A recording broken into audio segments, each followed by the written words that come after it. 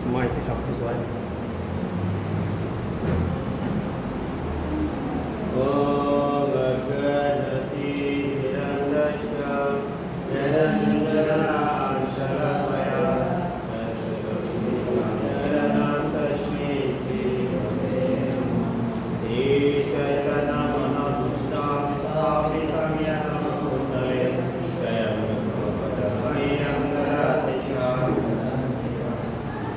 वंदेहम श्री गुरु श्री जगपद कमला श्री गुरु वैष्णवंश श्री रूपम शक्र जातम शरण रघुनाथ नितम तम सहिवम साधयितम शब्दोतम परिरंजन सहितम कृष्ण चैतन्य देव श्री राधा कृष्ण पादन शरण ललिता श्री विशाखान्विता हे कृष्ण करुणा सिंधु दीनबंधु जगत्पते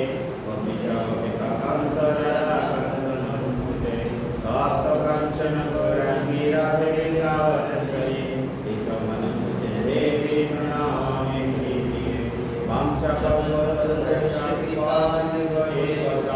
पतितानां पावनेभ्यो वैष्णवेभ्यो नमो नमः। जय श्री कृष्ण चैतन्य प्रभु नित्यानंद श्री अद्वैत गदाधर श्रीवासदि गौरभक्तवृंद। हरे कृष्ण कृष्ण कृष्ण हरे हरे हरे राम राम राम हरे हरे। नारायणं नमस्कृत्य नरं चैव नरोत्तमं देवी सरस्वती व्यासं ततो जयमुदीरये। ओम नमो भगवते वासुदेवाय ओम नमो भगवते वासुदेवाय ओम नमो भगवते वासुदेवाय। हरे कृष्ण। আমরা ক্লাসে অমনোযোগী হব না, আপনার সঙ্গে কোনো প্রশ্ন করব না। অমনোযোগী শুধুমাত্র কি সরাসরি যারা থেকে তারা, নাকি এরা অনলাইন থেকে তারা? ডিপ্লোমা ইন ভাগবত গীতা কোর্সে আপনাদের সকলকে স্বাগত। আপনারা সকলে মনোযোগ সহকারে ক্লাসে অংশগ্রহণ করুন। হরে কৃষ্ণ।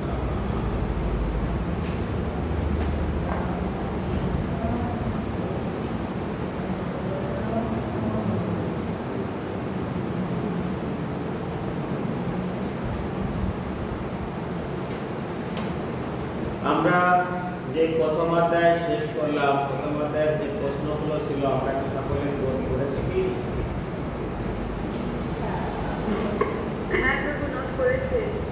সবাই কি আমরা এই প্রশ্নগুলো কি সবাই পেয়েছি কি?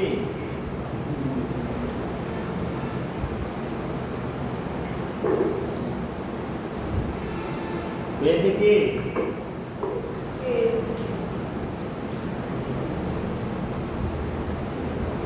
আমরা এখন আসি জ্ঞান, হ্যাঁ, আমরা আসি দ্বিতীয় অধ্যায় জ্ঞান। এই জ্ঞানে আছি, এই জ্ঞান। এখানে আমাদের 11 থেকে 30 পর্যন্ত শ্লোক। আমরা কত শ্লোকে আছি? 19 নম্বর শ্লোক। আমরা গত শ্লোকটা একটু সংযোগ করে আসি, তাহলে আমাদের বুঝতে সুবিধা হবে। অন্তত ইমে দেহা নিত্যশক্ত শরীরিণঃ। এটা পড়া হয়েছিল? এটা অন্তত ইমে দেহা নিত্যস্য শরীরিণঃ অনাশীনা অপ্রিয়স্য তস্মাৎ ইউতভারতঃ। এখানে অবিনাশী, অপরিমেয়, শাশ্বত আত্মার জড়দেহ নিঃসন্দেহে বিনাশী। বলছে যে অবিনাশী কে? আত্মা। অপরিমেয় তার শক্তি, তার আত্মা। শাশ্বত কার? কে? আত্মা।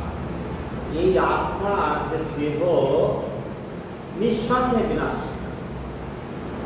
অতএব হে ভারত, অর্জুনকে বলা হচ্ছে, হে ভারত শ্রেষ্ঠ, তুমি শাস্ত্র বিহিত স্বধর্ম পরিত্যাগ না করে যুদ্ধ করো। শাস্ত্র বিহিত স্বধর্ম অর্থাৎ শাস্ত্রে যে কর্মের কথা বলা হয়েছে সেটা হচ্ছে শাস্ত্র বিহিত কর্ম। ধর্ম স্বধর্ম, স্বধর্ম কতদিন আমরা এই বিষয়ে আমরা বুঝেছি। জলের স্বধর্ম কি বলতে পারবে? জলের স্বধর্ম কি?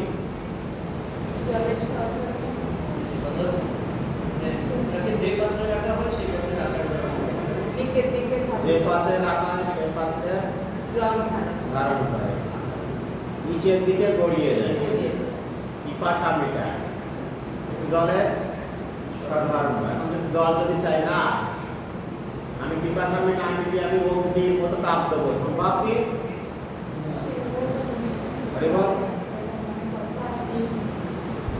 আর কে উদাহরণ দিতে পারবে স্বধর্মের? শুনতে পাচ্ছে না?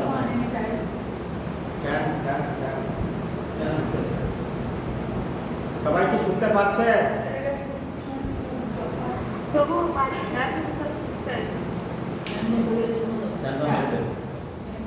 স্বধর্ম,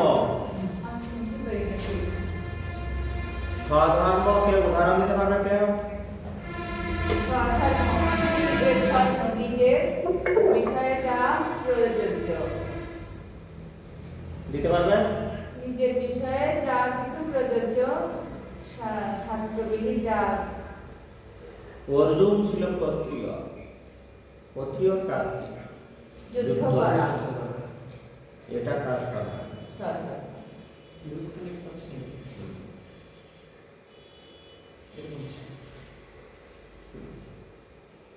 এই মাথা এই পাশে দেন, ওই মাথা এই পাশে দেন, এই মাথা এই পাশে দেন, এই মাথা এই পাশে দেন। সেই স্বধর্ম ত্যাগ করলে আমাদেরকে চলবে না।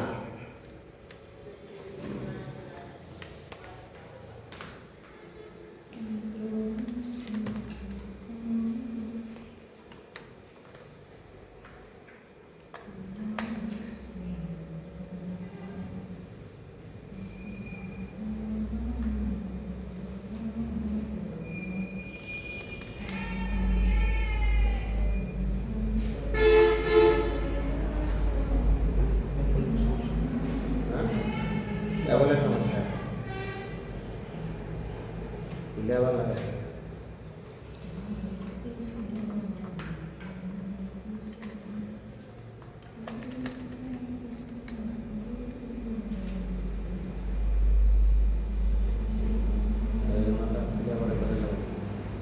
দেখি এরকমই করে নাকি?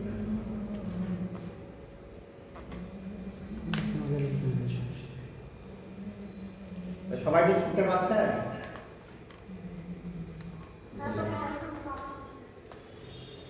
স্বধর্ম অর্থাৎ নিজের ধর্ম। আমরা যেহেতু সনাতনে ধর্মে আছি, এতে আমার ধর্ম আছে সনাতন ধর্ম, স্বধর্ম, শাস্ত্র বিহিত কর্ম, আমার স্বধর্ম। কোর্টে সমস্যা, কোর্টে না, কেবল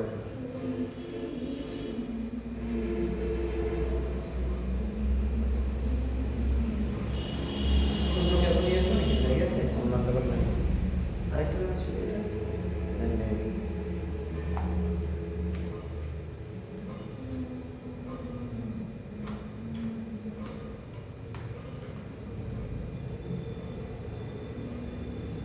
বন্ধ করে সারা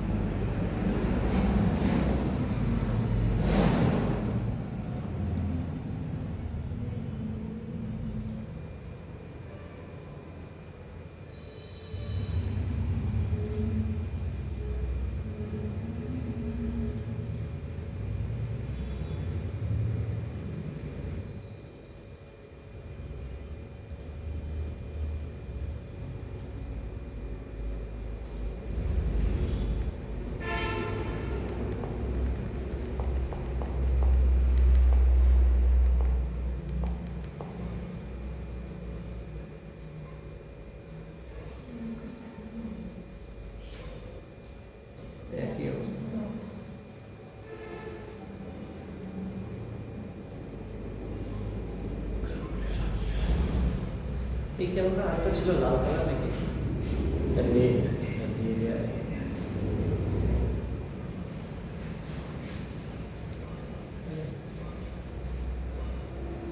আর থাকলে গীত আসতে হবে। আচ্ছা তাহলে খুলে রাখো প্রদীপ প্রশংসা হরে কৃষ্ণ। মাতাজি না একটু এদিকে আগে আসেন চলে আসুন, চলে আসুন। ভালো আছেন? ঠিক আছে।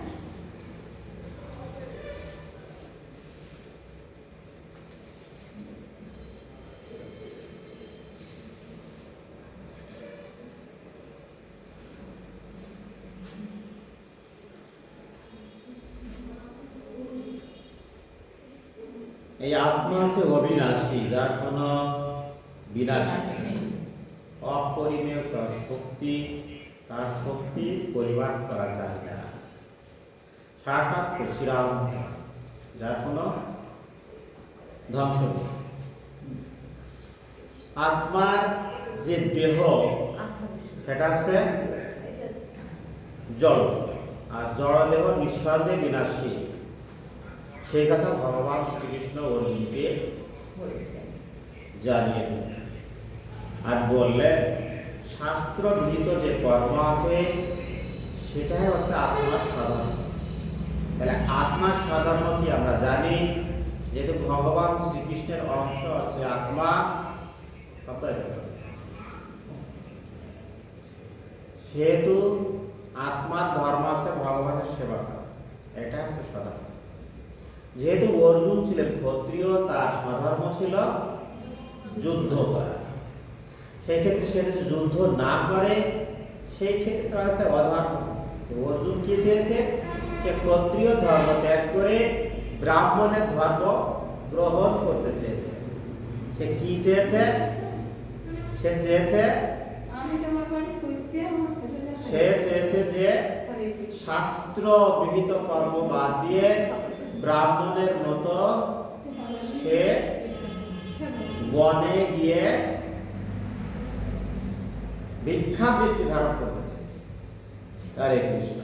আমরা পরবর্তী শ্লোকে চলে যাব।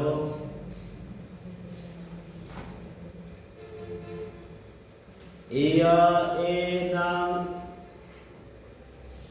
বেত্তি হন্তারম ইয়া চ এনং মন্যতে হতাম উভৌতো না বিজয়নত না আয়ম হন্তি না হন্যতে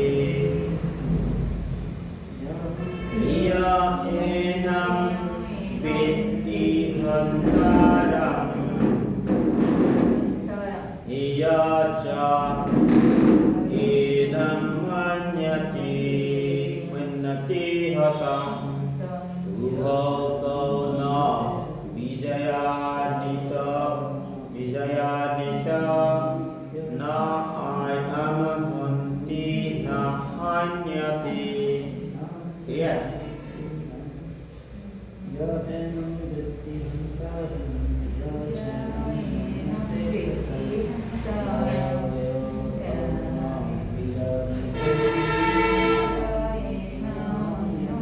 ক্লিয়ার?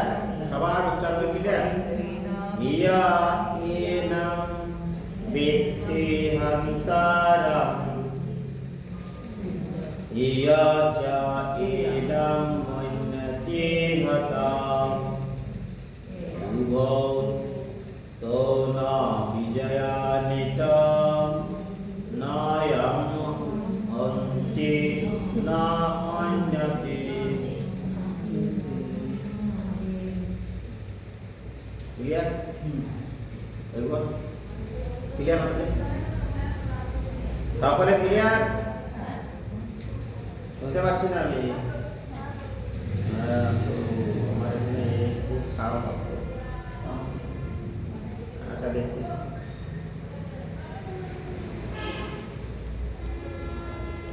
হ্যাঁ, তা একজন উচ্চারণ করেন। শ্রাবণী দত্ত।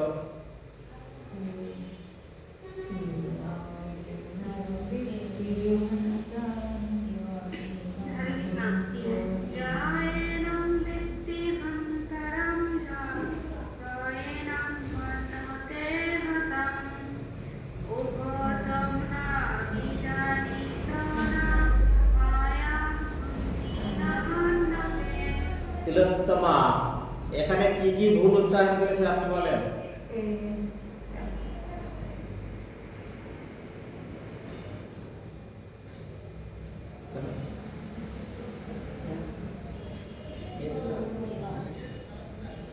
কি কি ভুল উচ্চারণ করেছে সেটা বলেন।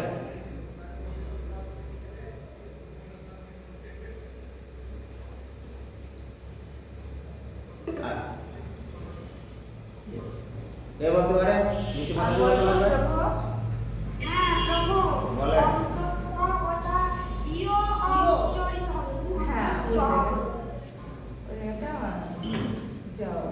আর কেউ? আর কোথায় ভুল করেছে?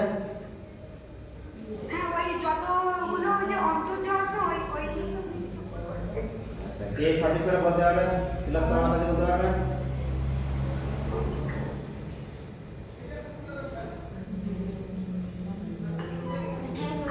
বলেন।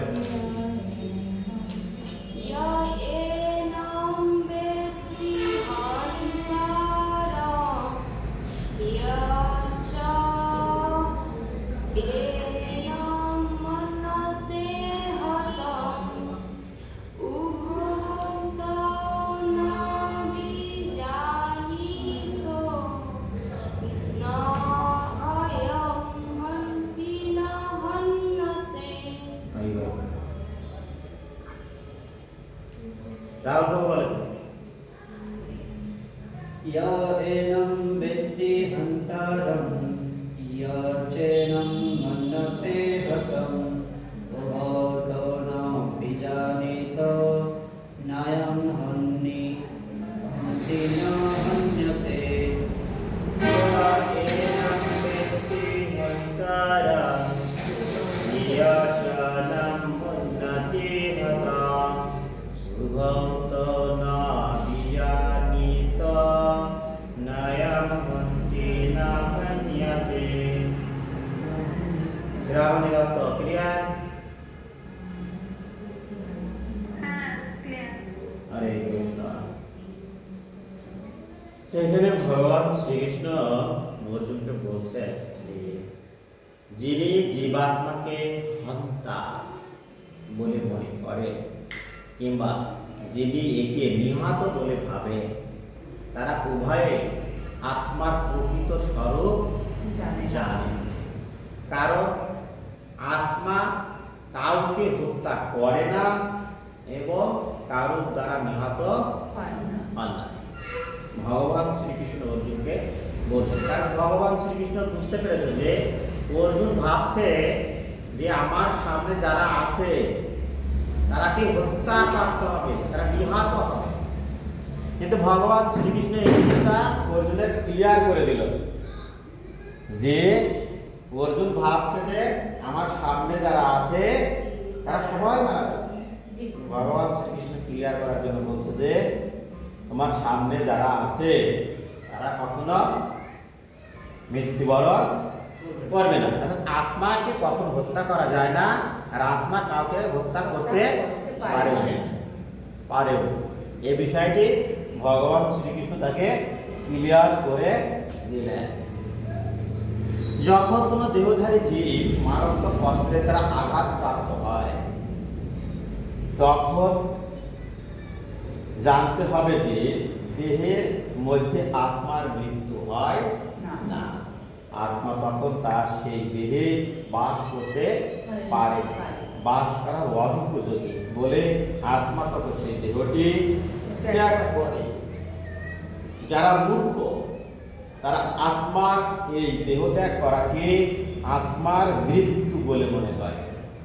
কিন্তু যারা আমরা সনাতনে শুধুমাত্র আমরাই একমাত্র বুঝতে পারি যে আত্মার কখনো মৃত্যু হয় না। কি হয় না? জন্ম হয় না। ঠিক আছে? অবিনাশী অপরিমেয়তা শক্তি। হরে কৃষ্ণ। আমরা এইগুলো আমরা এসেন্স অফ ভাগবত গীতা করছি, খুব সুন্দর করে পেয়েছি। তো তারপরে আমরা যখন গীতা ক্লাস করছি তখন আমাদের সুবিধা হওয়ার কথা। হরে কৃষ্ণ। না এরকম তো ছিল না, তো হবে না, তো রেকর্ড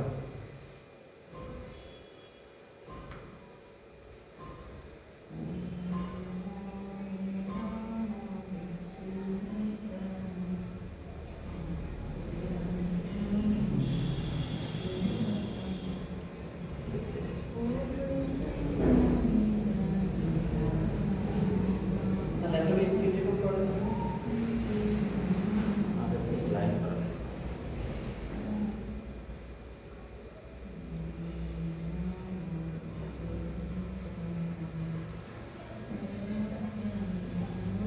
এক মিনিট আমাকে একটু সময় দেবেন স্ক্রিনটা রেকর্ড করার জন্য। রেকর্ড লাইনে থাকেন, আমি হয়তো আপনাদের ক্লাস রেকর্ড না হলে পরবর্তী ঝামেলা হয়ে যাবে। এটাতে অবশ্য 10 মিনিট আছে এই লিঙ্কে। লিখতে লিখতে একদম সরাসরি ওই লিঙ্কে ঢুকবেন নাকি? তাহলে ওখান থেকে না না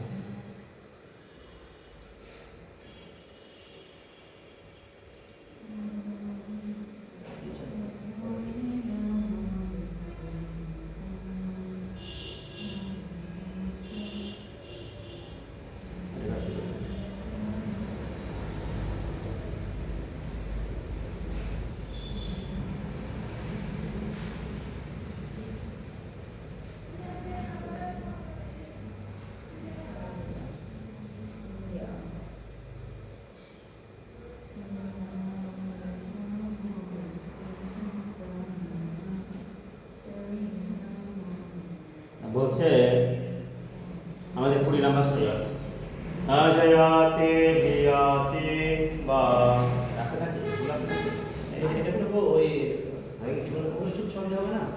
তাই তো নয়াতে জায়াতে বিয়াতে বা কিন্তু 29 ছন্দ। আমরা 30 ছন্দের 30 ছন্দকে মুখস্থ হয়েছে আমাদের। হ্যাঁ। প্রভু আমার মধ্যে হচ্ছে না সুর। তাই আর কারো হচ্ছে না? কার কার হচ্ছে না? আমার মনে হচ্ছে না। আপনি কি আমাদের- আমাকে একটু আমাদের- আমি একদম কাজে আচ্ছা, আমাদের একটা বেস ধরে নিতে হবে একটা শ্লোককে। এটা আছে দ্বিতীয়টা 7 নম্বর শ্লোক। দর্পণ দশা উপহাতা স্বভাব কৃষ্ণামিতম শর্ম সমরসিদ্ধা। এই শ্লোকটা কি হয়েছে? হ্যাঁ। না জয়াসি প্রিয়তে বা কদাচিৎ নয়ং বুদ্ধ ভাবেতাভানায় অদ্বৈত শাশ্বতয়ং প্রাণা না হন্যাতে হন্যামনীষিণী।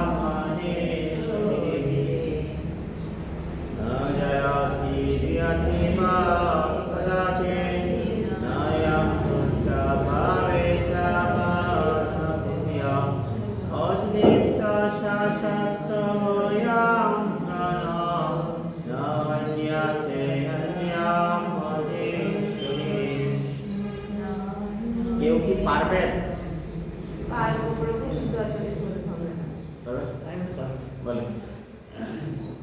ও দেখো। না চায়তে প্রিয়তে বা কদাচিৎ নায়ং ভূতা ভবিতা বা ন ভূয়ঃ অজনিত্য শাশ্বত হয়ং পুরাণো না হন্যতে হন্যমানে শরীরে।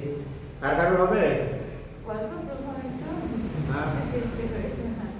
না জায়তে মৃত্যুতে বা কদাচিৎ নায়ম ভূত ভবিতা বা ন ভূয়ঃ অজনিত্য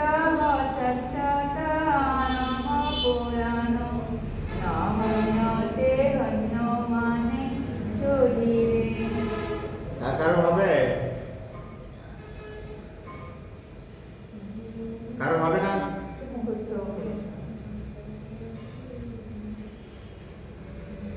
কারণ হবে না? স্টোক একটা মানে একটু ভুলে পাইছি সেই শ্রাবণী হবে?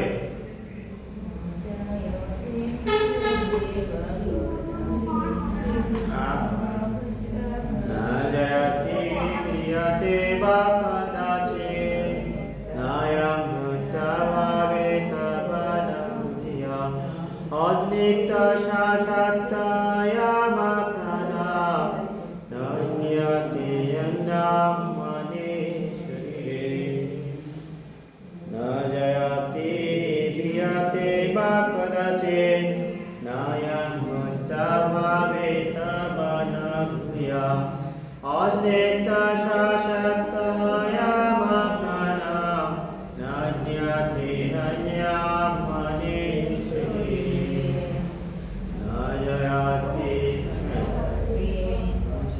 বলেন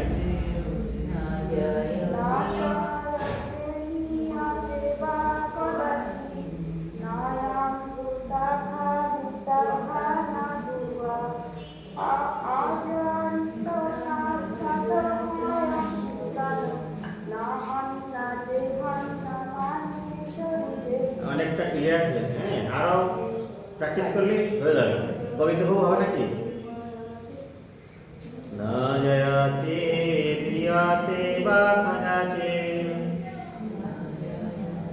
না জয়তে প্রিয়াতে বা কদাচিৎ নায়ং মুক্তভাবে তবনভিয়া অজানিত শাসত্তয়ামপ্রণা নন্যতে যন্নাম মনীশ্বরে।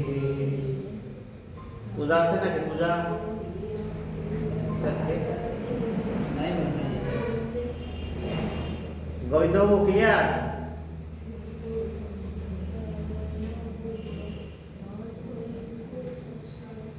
হরে কৃষ্ণ। তো আমরা অনুবাদ, আত্মার কখনো জন্ম হয় না। ভগবান শ্রীকৃষ্ণ অর্জুনকে বললেন যে আত্মার কখনো জন্ম হয় জন্ম হয় অথবা পুনঃ পুনঃ মানে বারবার তার উৎপত্তি বা বৃদ্ধি হয় না। এবং তিনি হচ্ছে জন্ম রহিত, মানে জন্ম হয় না, শাশ্বত নিত্য এবং পুরাতন হলেও চির নবীন। শরীর নষ্ট হলেও আত্মা কখনো বিনষ্ট হয় না। That's আত্মার বৈশিষ্ট্য কয়টা আছে এই জায়গায়? আত্মা জন্ম হয় না, মৃত্যু হয় না, উৎপত্তি হয় না, না নিচে আমার শাশ্বত তাহলে এখানে কয়টা বৈশিষ্ট্য আছে? আত্মার কখনো জন্ম হয় না, নয়টা মৃত্যু হয় না, 10টা বারবার উৎপত্তি হয় না। কেন? ঠিক আছে? 10টা সে পুরাতন হলেও চির নবীন, নবীন। শাশ্বত নিত্য। তাই এক জন্ম হয় না, দুই মৃত্যু হয় না, তিন বারবার সৃষ্টি হয় না, জন্মরহিত, শাশ্বত নিত্য এবং পুরাতন হলেও চির নবীন। আর কি শরীর নষ্ট হলেও আত্মা নষ্ট হয় না। হরি বল কি আছে আপনার? কি আছে ওখানে? এটার সাথে এই যে আত্মা কখনো জন্ম হয় না, মৃত্যু হয় না, আত্মা কদাচিৎ উৎপত্তি হয় না, হ্যাঁ। হচ্ছে না আর হবেও না। আত্মা জন্মরহিত, শাশ্বত নিত্য এবং পুরাতন হলেও চিরনবীন। শরীর নষ্ট হলেও আত্মা কখনো বিনষ্ট হয় না। আলাদা কি আছে? একই আলাদা কিছু না, আপনাদের এই একটা কথা আর বা তাই। কথা বলতে পুনঃ পুনঃ মানে বারবার বা উৎপত্তি কখনো মানে একই কথা। ঠিক আছে? শব্দের হ্যাঁ, কদাচিতের জায়গায় অথবা মান একই আছে। কি বলছি? ওখানে ডাকতেছে বিগতের। ঠিক আছে? আমার ব্যাংকের নতুন লিঙ্ক ক্রিয়েট করে দিছি আর 1 মিনিট আছে। ঠিক আছে? হ্যাঁ চালু করে দিন। ইজি লিঙ্ক কেটে গেলে নতুন লিঙ্ক দেওয়া আছে, কোনো ওয়ার্ডিং দিয়েছে নাকি লিঙ্কে? আচ্ছা, এরপরে নতুন যদি এটা না কাটে তাহলে আত্মার কখনো জন্ম হয় না, কখনো মৃত্যু হয় না।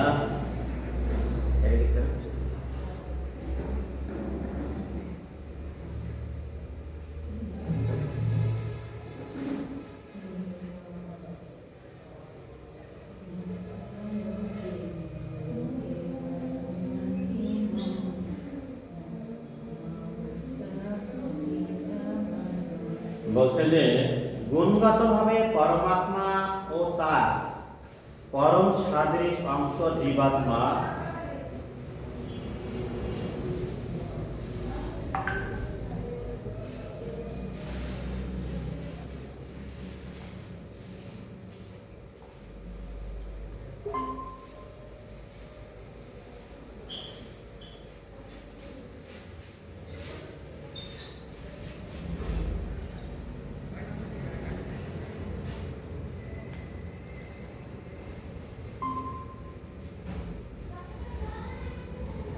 গুণগতভাবে পরমাত্মা ও তার পরমাণু সাদৃশ অংশ জীবাত্মার কোনো পার্থক্য নেই।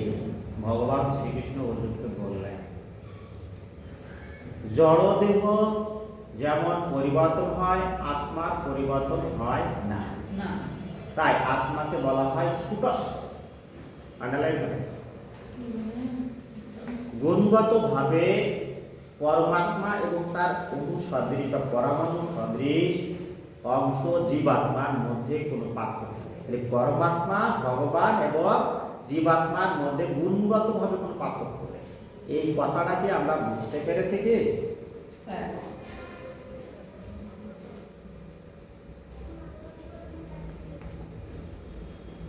গুণগতভাবে কোনো পার্থক্য নেই, এটা কি আমরা বুঝতে পেরেছি কি?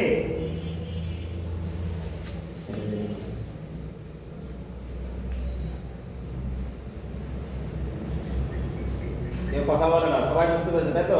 তাহলে প্রশ্ন করি, তা প্রশ্ন করার আগে তো কোনো কথা নেই কেন?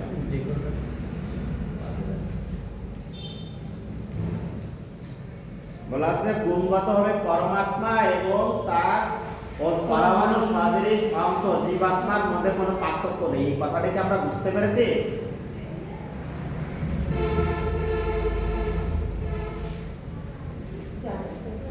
যে যে বুঝতে পারেনি কথা বলতে হবে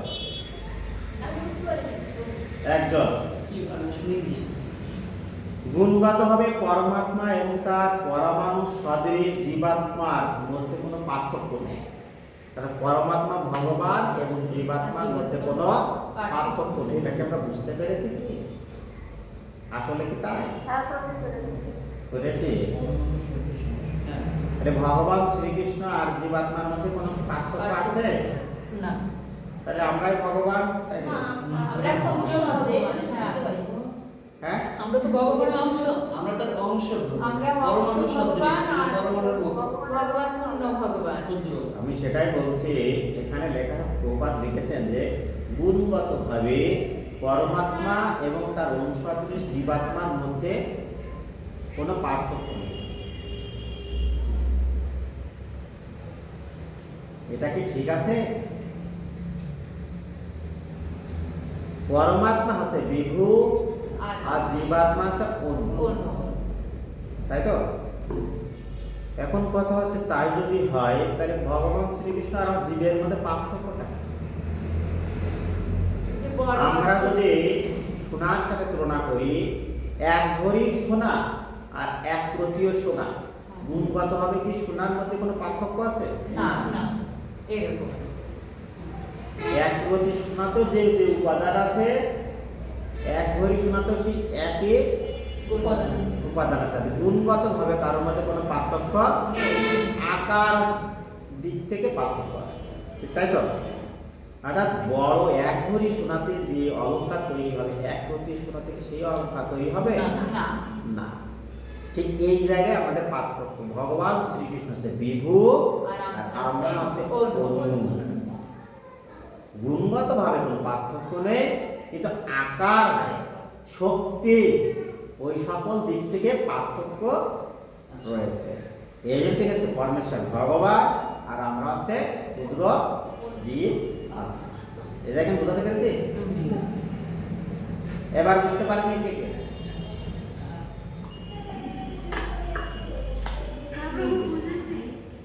আরে তাহলে গুণগতভাবে কোনো পার্থক্য নেই। পরমাত্মার মধ্যে যে যে উপাদান আছে, বৈশিষ্ট্য আছে, আমাদের মধ্যে সেই উপাদান আছে, কিন্তু ভগবান শ্রীকৃষ্ণ আছে বড় বিভূত, তার মধ্যে সব কিছু বিরাজমান, আমাদের মধ্যে ক্ষুদ্র আকার বিরাজমান। ক্লিয়ার? আন্ডারলাইন হয়ে যায়। জড়দেহ দেহের যেমন পরিবর্তন হয়, আত্মার তেমন কোনো পরিবর্তন হয় না, তাই তাকে বলা হয়, তাই আত্মাকে বলা হয় কুটস্থ। কি বলা আছে? জড় দেহের পরিবর্তন হয়, আত্মা তেমন কোনো পরিবর্তন হয় না, তাই আত্মাকে বলা হয় কুটস্থ। পরিবর্তন হয় না তাই তাকে বলা হয় কুটস্থ। যা পরিবর্তন হয় সেটা কুটস্থ নয়। হ্যাঁ, যা পরিবর্তন হয় না তাকে বলা হয় কুটস্থ। অর্থাৎ কি উচ্চারণ করে প্রভু? কুটস্থ। কোনো কালে কোনো অবস্থায় তার কোনো পরিবর্তন হয় না। কুটস্থ শব্দের অর্থ আছে কোনো কাল, কোনো অবস্থাতে এর কোনো পরিবর্তন হয় না। জড়দেহে 6 প্রকারের পরিবর্তন দেখা যায়, আমরা পড়েছি। কি কি একটু দেখি। মাতৃগর্ভে তার জন্ম হয়, তার বৃদ্ধি হয়, কিছুকাল স্থায়ী হয়, তা কিছু ফল প্রসব করে, ফল না, ক্রমে ক্রমে তার ক্ষয়প্রাপ্ত হয় এবং অবশেষে তার বিনাশ হয়। এসব পরিবর্তন। তাহলে কি হচ্ছে? জড় দেহ থেকে 6টি পরিবর্তন হচ্ছে। মাতৃগর্ভে তার জন্ম হয়, তার বৃদ্ধি হয়, কিছু কালের জন্য সেখানে স্থায়ী হয়, তারপর সে ফল প্রসব করে, তাকে ক্রমে ক্রমে ক্ষয়প্রাপ্ত হয় এবং অবশেষে তার বিনাশ হয়। এসে 6টি পরিবর্তন। তাহলে প্রথমে কি? মাতৃগর্ভে তার জন্ম হলো, 1। 2 কি? সেখানে বৃদ্ধি হলো, বৃদ্ধির পর কিছুকাল স্থায়ী হবে, 3। 4 তারপরে ফল প্রসব করবে, জন্মগ্রহণ করে যেটা বলা হয়। তারপর ক্রমে ক্রমে ক্ষয়প্রাপ্ত হওয়া শুরু হবে এবং অবশ্যই বিনাশ হবে। আমরা যখনই জন্মগ্রহণ করেছি তখন থেকে আমাদের ক্ষয় শুরু হয়েছে এবং অবশেষে যখন মৃত্যু হবে তখন এই দেহ কি হবে? বিনাশ। 6ষ্ঠ পরিবর্তন। আমরা কি বুঝতে পেরেছি? আত্মার কিন্তু এই রকম পরিবর্তন হয় না। আত্মার এরকম কোনো পরিবর্তন হয় না। আত্মার কখনো জন্ম হয় না। আত্মার কখনো জন্ম হয় না। যেহেতু সে জড় দেহ ধারণ করে, তাই সেটি জন্ম হয়। ঠিক আছে? যার জন্ম হয় তার মৃত্যু অবধারিত। পরে শুনতে পাবো। ঠিক আছে? এটি প্রকৃতির নিয়ম। তেমনি আবার যার জন্ম হয়েছে তার কখনোই বা মৃত্যু হতে পারে না। কি বলছে? যার জন্ম হয় না তার কখনো মৃত্যু হতে পারে না। যার জন্মই হয়নি তার মৃত্যু কিভাবে আসে? যার জন্ম হয়েছে তার মৃত্যু হবে। তাই আত্মার কখনো জন্মই হয়নি, মৃত্যু হবে কেন? ঠিক আছে? যার জন্ম হয়েছে তার মৃত্যু অবধারিত, কিন্তু আত্মার কখনো জন্মই হয়নি, মৃত্যু কোথা থেকে আসে? ঠিক না? আর সেই জন্য তার অতীত, বর্তমান, ভবিষ্যৎ, কাল বলে কিছু নেই। কার নেই? আত্মার। সে নিত্য, শাশ্বত, পুরাতন, অর্থাৎ কবে যে তার উদ্ভব হয়েছিল তার কোনো ইতিহাস তার নেই। আমরা দেহ চেতনার দ্বারা প্রভাবিত, তাই আমরা আত্মার জন্ম ইতিহাস খুঁজতে থাকি। আমরা কি? আমরা আত্মা জন্ম ইতিহাস খুঁজতে থাকি। কারণ কি? আমাদের দেহ চেতনার দ্বারা প্রভাব। আমরা মনে করি আমাদের দেহ যেরকম জন্ম হয়েছে, আত্মার তো জন্ম ইতিহাস আছে। এই বিভ্রান্তের কারণে আমরা আত্মার জন্ম ইতিহাস খুঁজতে থাকি, কিন্তু এটা কখনোই পাওয়া সম্ভব নয়। বলা হচ্ছে যে কিন্তু নিত্য শাশ্বত তার তো কোনো শুরু থাকতেই পারে না। তার নিত্য, বর্তমান, অতীত, ভবিষ্যতের কিছুই নেই, তার কখন শুরু থাকতেই পারে না। দেহের মতো আত্মা কখনো জরাগ্রস্ত হয় না। তাই বৃদ্ধ অবস্থাতেও মানুষ তার অন্তরে শৈশব অথবা যৌবনের উদ্যম অনুভব করে। শ্রী প্রভুপাদ ছিলেন 69 বছর বয়স, কিন্তু যে প্রচার করেছেন তিনি, সেটা কি যৌবন নাকি বৃদ্ধের মতো? হ্যাঁ, 69 বছর বয়সে 69 থেকে 71, 68 বছর পর্যন্ত, 59 থেকে 68, না 59 থেকে 68, এর কয় বছর হয়? 11 বছর। 69 থেকে 68, 9 বছর,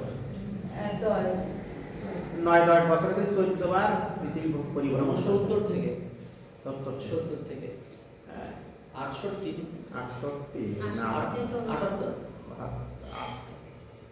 হ্যাঁ, ওই রকম 7-8-10 বছর মনে হয়। 10 বছরে 14 বার পৃথিবী পরিভ্রমণ করে। কখনো সম্ভব 14 বার, অসম্ভব। প্রভুপাদ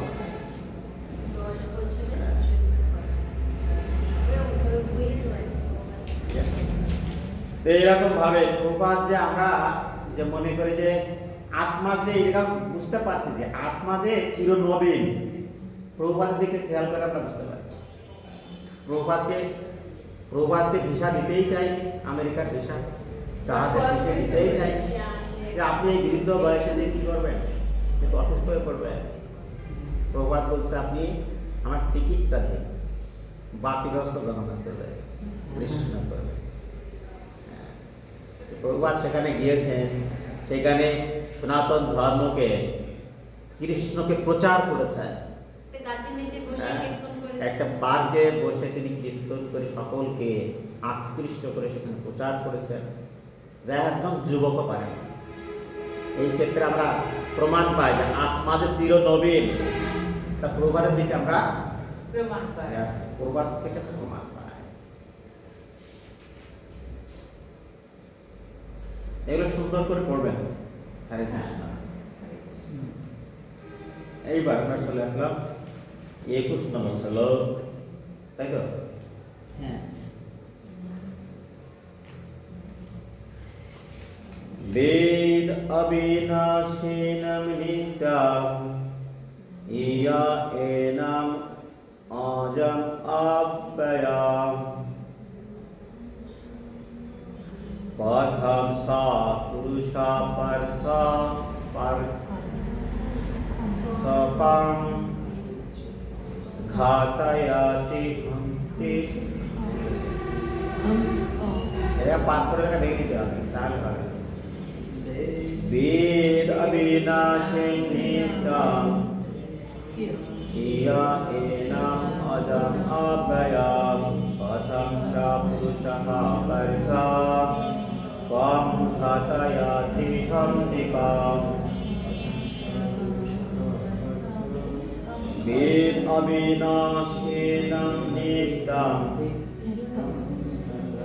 ইয়া এনাম অজম অব্যয়ম কথম সা পুরুষা পার্থ কম ঘাতয়াতি হন্তিকাম।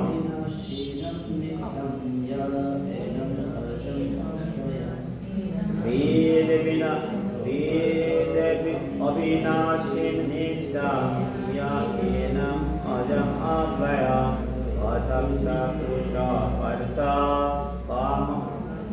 ঘাতয়াতি হান্তিকাম। ক্লিয়ার? বেদ বিনাশে নিত্যং ইয়া এনম আজম আব্বয়া পথং সুষাপর্তা কাম ঘাতয়াতি হান্তিকাম। হয়েছে? হ্যাঁ। শ্রাবণী হয়েছে? হ্যাঁ প্রভু হয়েছে। তিলোত্তমা হয়েছে? হ্যাঁ প্রভু।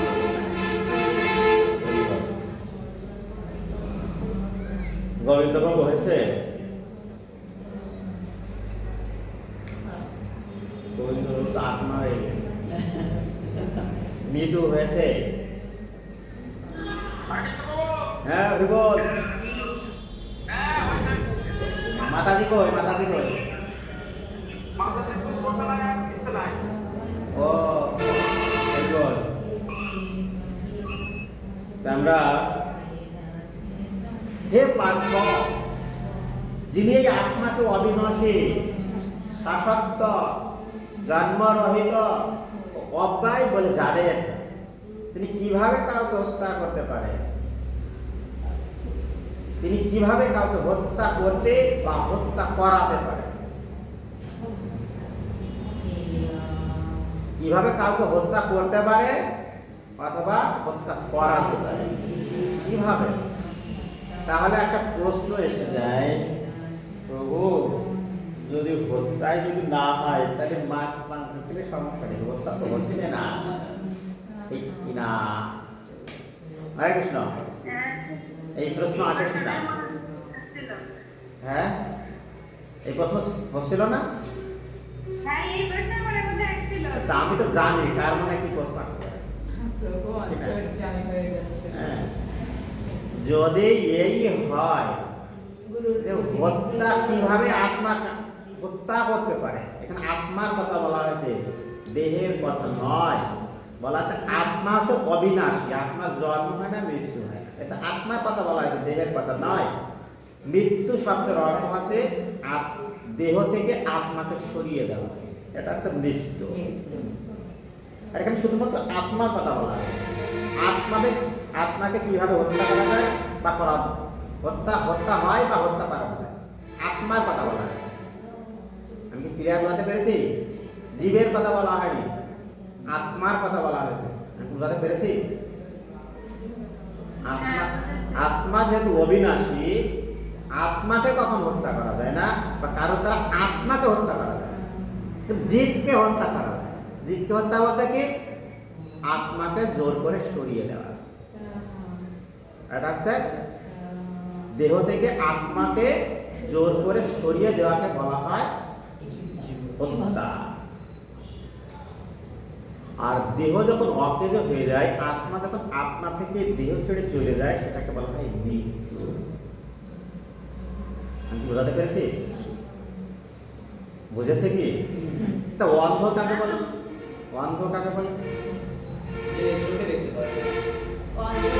আর এক চোখ কান, দেখতে পায় না, দেখি সে হচ্ছে অন্ধ। আর দুই চোখ না দেখতে হলে কানা। দিন রাত এক সমান ছিল, হয়েছে কি? সে দেখতে পারে না। আপনারা কি বলতে পারবেন? কানা যার এক চোখ নেই, সে আছে। এই যে উল্টে গেছে, আর অন্ধ যার দুই চোখে দুই দেখে। চোখ, দুই চোখে নিচে হ্যাঁ, দেখে না? উল্টে গেছে। হ্যাঁ প্রভু, এক চোখ নেই, ঠিক আছে, এটাই তো। অন্ধ দুটালে সে দেখতে পায় না, আর যে দুই চোখে যে দেখতে পায় না, অন্ধ ধৃতরাষ্ট্র। কানা ধৃতরাষ্ট্র বই, হ্যাঁ ঠিকই তো, কানা। বুঝা গেছে?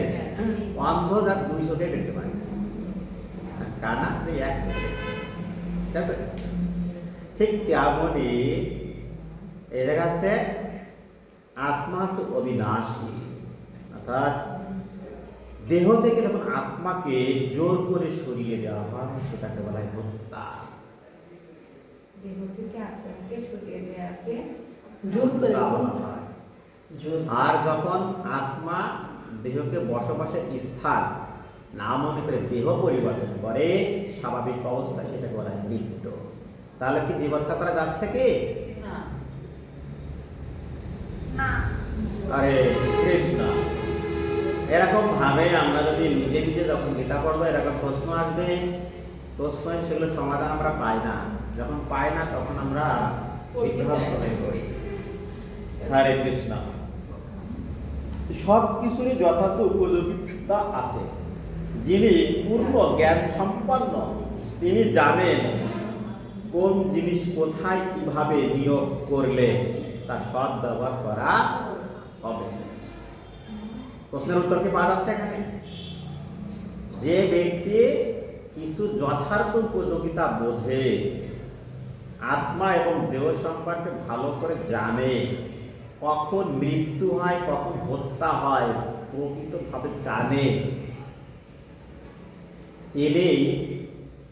তিনি জানেন কোনো জিনিস কোথায় কিভাবে প্রয়োগ করা যায়, হত্যা কখন হয় আর মৃত্যু কখন হয়। তাহলে প্রভু যে মাছগুলো মৃত্যুবরণ করেছে সেই মাছ খাওয়া যাবে, তার হত্যার পাপ হচ্ছে, ঠিক না? প্রশ্ন আছে কি? বলছে যে আমি তো মরা মাছ খাই, আমি তো জ্যান্ত মাছ খাই না, মারে তো মানুষই না, ঠিক না?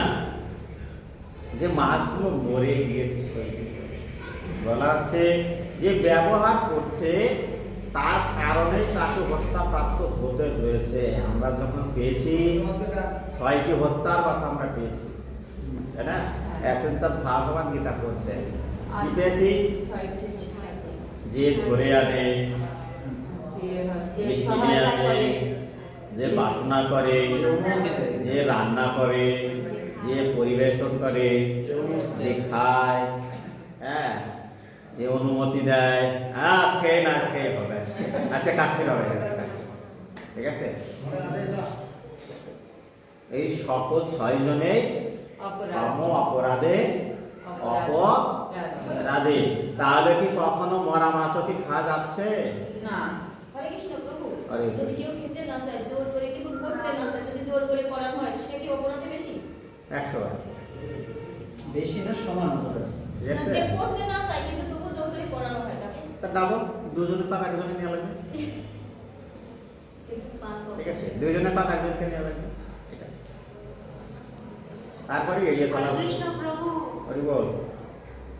প্রভু যদি হচ্ছে মাছটা মানে ন্যাচারালি মারা যায়, হ্যাঁ, উপরের মতো মরে পড়ে আছে। এই প্রশ্ন আসবে, এই প্রশ্ন আসবে, আমি যাবো এই প্রশ্নে, আমি ওই প্রশ্নে যাবো, এই প্রশ্নে এবার যাবো আমি।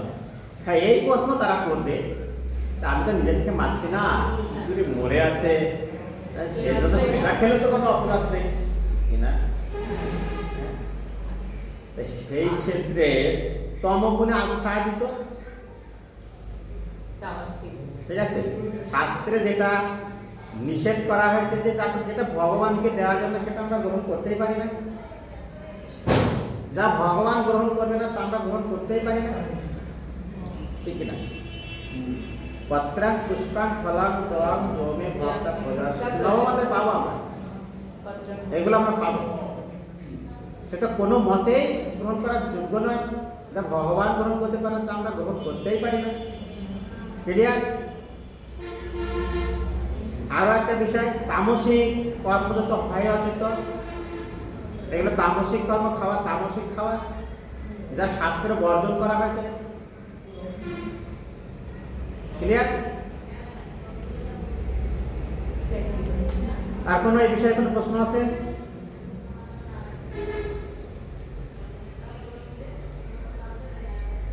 আর সবকিছুর মতো অহিংসা যথার্থ উপযোগিতা আছে।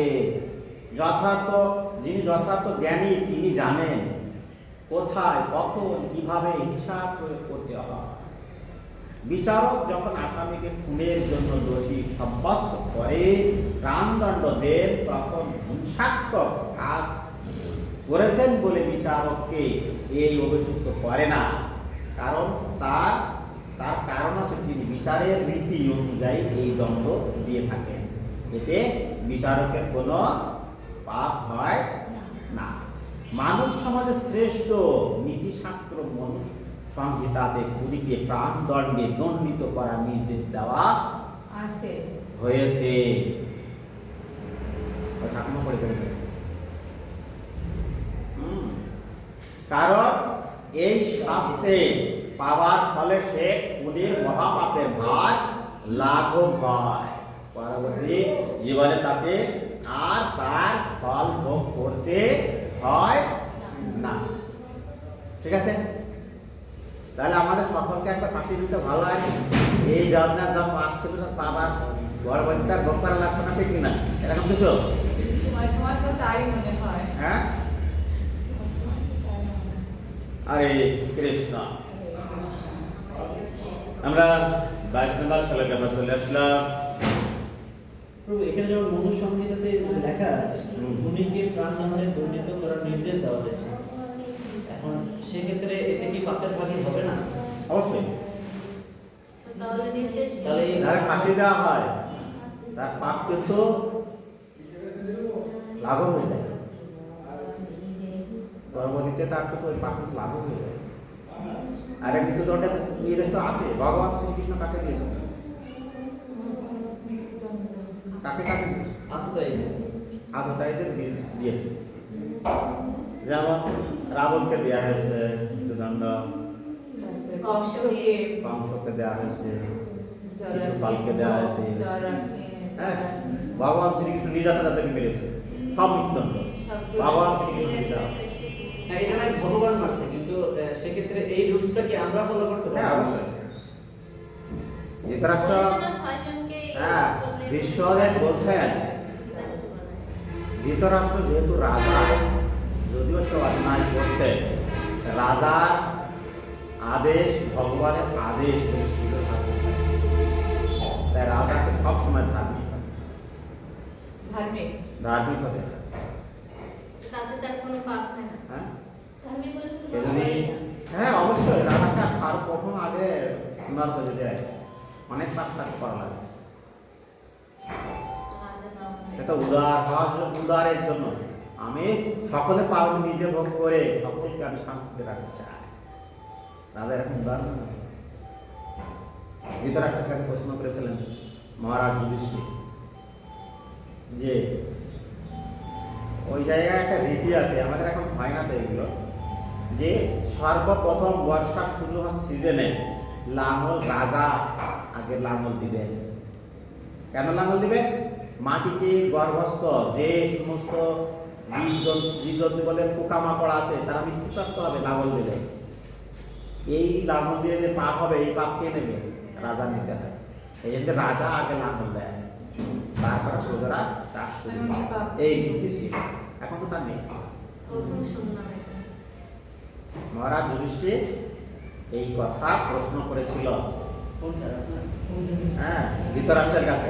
ধৃতরাষ্ট্রের উত্তর দিয়েছিল।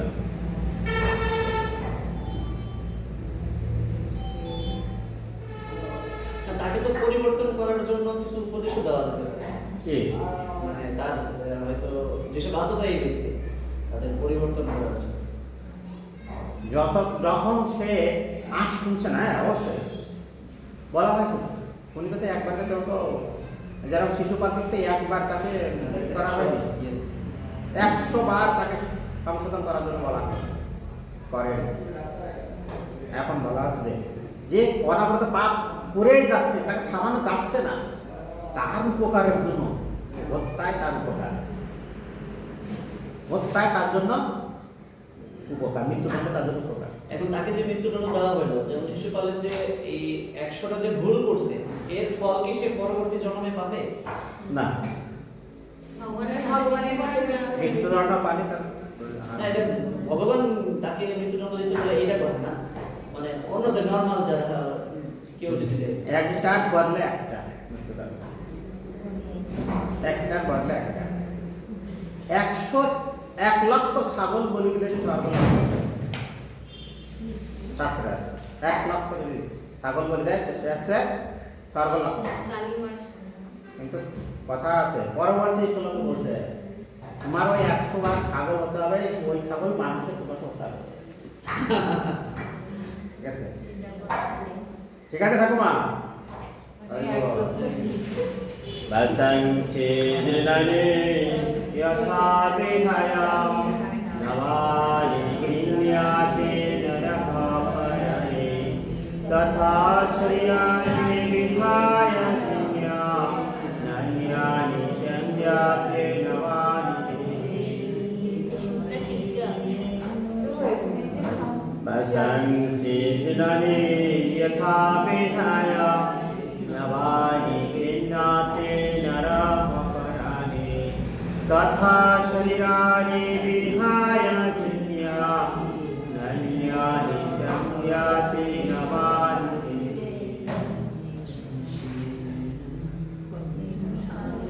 এটা জীর্ণানি হবে না?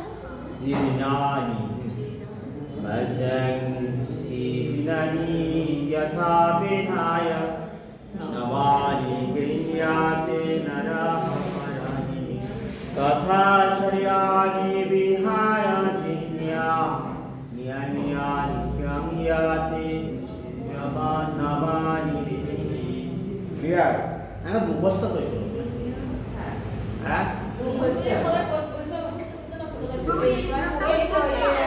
মানে এটা তো হ্যাঁ এটা মুখস্থ এটা মুখস্থ তো লাগবে ওই এভাবে করে বলে আমি আজকে দিয়ে দেবো। এটা শ্লোকে মুখস্থ করতে লাগবে তাহলে আমি আজকে দিয়ে দেবো আমি আজকে দিয়ে দেবো কোন কোনগুলো মুখস্থ করতে হবে হরি বল আর সবাই তো দেখতে পাচ্ছে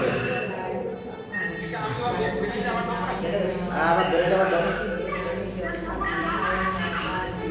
সবাই দেখতে পাচ্ছে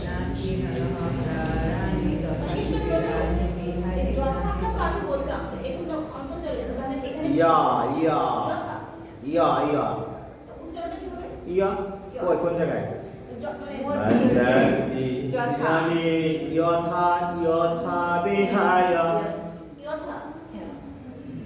नवानि गृह्णाति नरः पराणि तथा शरीराणि विहाय जीर्णान्यानि संयाति संयाति नवानि কার হয়নি তিলোত্তম বলেন পাঠ করবো প্রভু হ্যাঁ হ্যাঁ হ্যাঁ वसंसि जीर्णानि यथा विहाय नवानि गृह्णाति नरः पराणि तथा शरीराणि विहाय जीर्णान्यानि संयाति नवानि देहि এইবার আর কেউ বলবো প্রভু আরেকটু বলেন বলবো হ্যাঁ বলেন বাসংসি জিন্নানি যথা বিহার নবানি গৃহ্ণাতি নরঃ পরাণি তথা শরীরানি বিহায় জিন্নানি সংয়াতি নবানি দেহি একসাথে এসে দাঁড়িয়ে ঘুমাতে কিছু নেই এরকম কিছু একটু চেষ্টা করলে হয়ে যাবে একবারে বলেন বলেন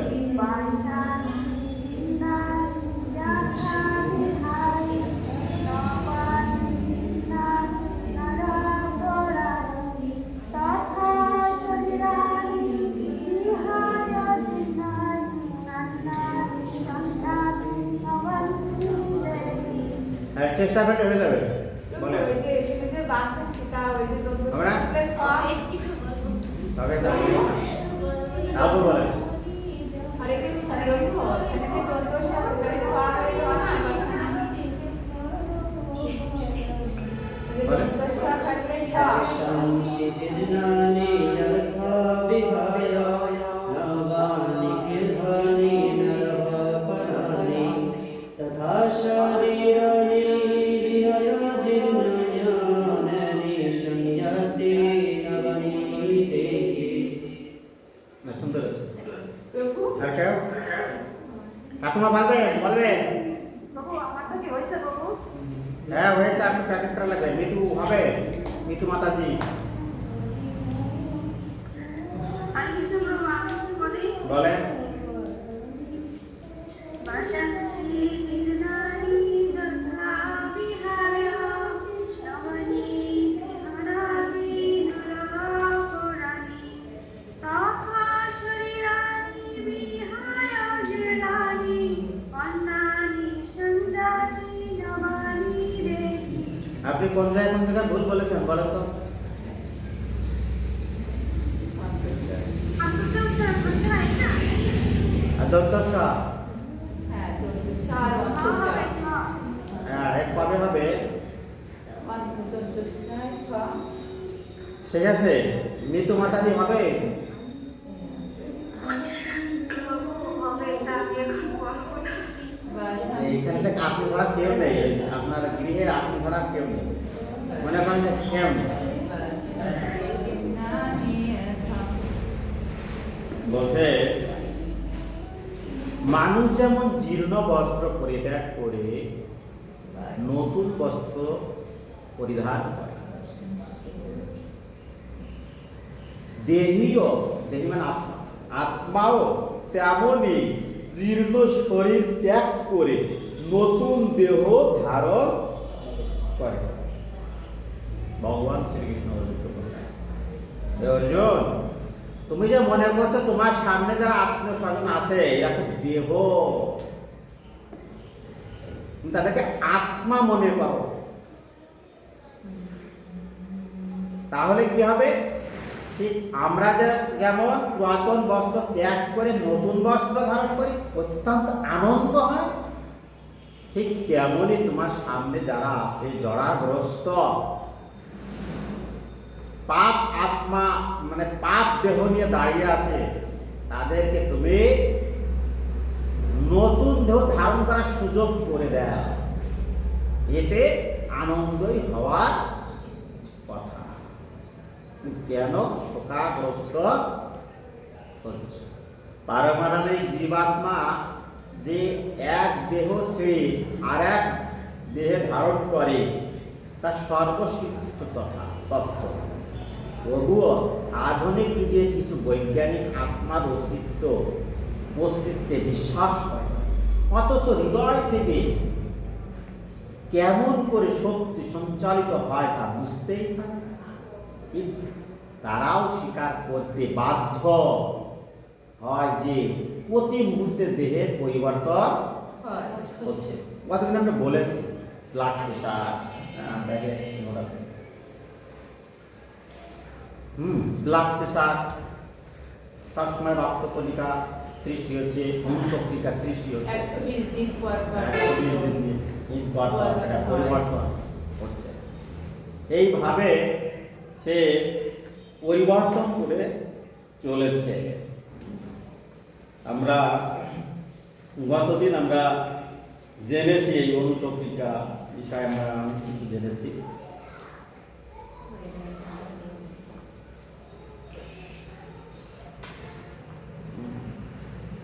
আমরা ভগবান সম্পর্কে লিখেছিলাম, ভয় ভগবান গতে গগন বতে বায়ু বতে অগ্নি, লিখেছিলাম তাই তো? স্বধর্ম পালনে করলে স্বর্গ লাভ হয়। প্রভু, আমি একটু পাইনি, ভয় ভগবান এসে এটা আমাকে আরেকটু বলেন।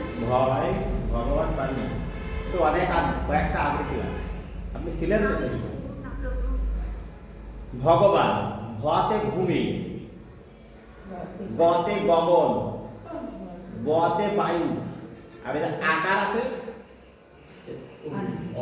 অতে অগ্নি, আর দন্তনাতে নীর অর্থাৎ জল। এই পঞ্চভূতের মালিক যিনি তিনি হচ্ছেন ভগবান। ভতে ভগবান, গতে গগন, গতে বায়ু। ভতে ভগবান না, ভতে ভূমি, আচ্ছা আচ্ছা, ভূমি। গতে গগন আকাশ, হ্যাঁ, বতে বায়ু, আর ওই যে বয়াকার আছে না আকার, ওই একটা আকার হচ্ছে অ হয়, এই অতে অগ্নি, ও আচ্ছা আচ্ছা। আর দন্তান্নতে নীর, নীর মানে জল। এই পঞ্চভূতের যিনি মালিক তিনি হচ্ছেন ভগবান। এটা প্রথমটাতে চলে গেছে, আমরা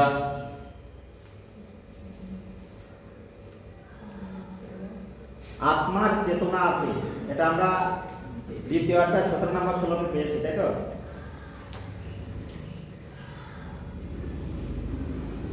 পেয়েছি না? হ্যাঁ, আত্মার আয়তন পেয়েছি দ্বিতীয় অধ্যায় 17 নম্বর শ্লোকে। হ্যাঁ হ্যাঁ হ্যাঁ। কেশের অগ্রভাগে দশাখায় মোহগ্রস্ত ব্যক্তি কখনো করুণা করতে পারে না। মোহগ্রস্ত ব্যক্তি কখনো করুণা করতে পারে না। আত্মার নিষ্ক্লোষ, তাহলে জড়বন্ধন হয় কেন? আত্মা কখনো কলুষিত নয়, জড়বন্ধন হয় কেন? এই উত্তর আমরা পাবো। প্রশ্নটা আরেকবার বলতে পারবেন? আত্মা তো নিষ্ক্লোষ, ক্লোষিত নয়। আত্মা তো আত্মা, এটা আর পাপ গ্রহণ, আত্মাতে তো পাপ মানে জড়িত হয় না জড়বন্ধনে। তাহলে বলছে আত্মা নিষ্ক্লোষ, তাহলে জড়বন্ধন হয় কেন? এর আগে যেটা বলছিলাম মোহগ্রস্ত ব্যক্তি কখনো করুণা করতে পারে না, অর্থাৎ দয়া হতে পারে না। নেশাসক্ত ব্যক্তি তো সবসময় ভুল ভাল করে, করুণা করবে কিভাবে? সে অগ্নিকে জল দেখে জলকে অগ্নি দেখে, ছাগলকে বুড়ো দেখে বুড়োকে ছাগল দেখা। আত্মার স্বাধীনতা হলো ইচ্ছা। মানে সাপোজ আমি অনেক পাপ করছি, সে করার পর আমি যখন মৃত্যুবরণ করতেছি, সেই পাপের ভাগিটা নিয়েই তো আমি আবার অন্য একটা শরীর প্রাপ্ত হচ্ছে, মানে আমার সেই কর্মের উপর ডিপেন্ড করে। তাহলে এটা তো বহন করতেছি ওই আত্মাই। আত্মা তো বহন করে। হ্যাঁ, সেটা তো বলেছি। আত্মার সাথে আত্মা মৃত্যুর পর আমাদের সাথে কি কি যায়? আত্মার সাথে কি কি যায়? তার অভিজ্ঞতা অভিজ্ঞতা তো। অভিজ্ঞতা দেয়।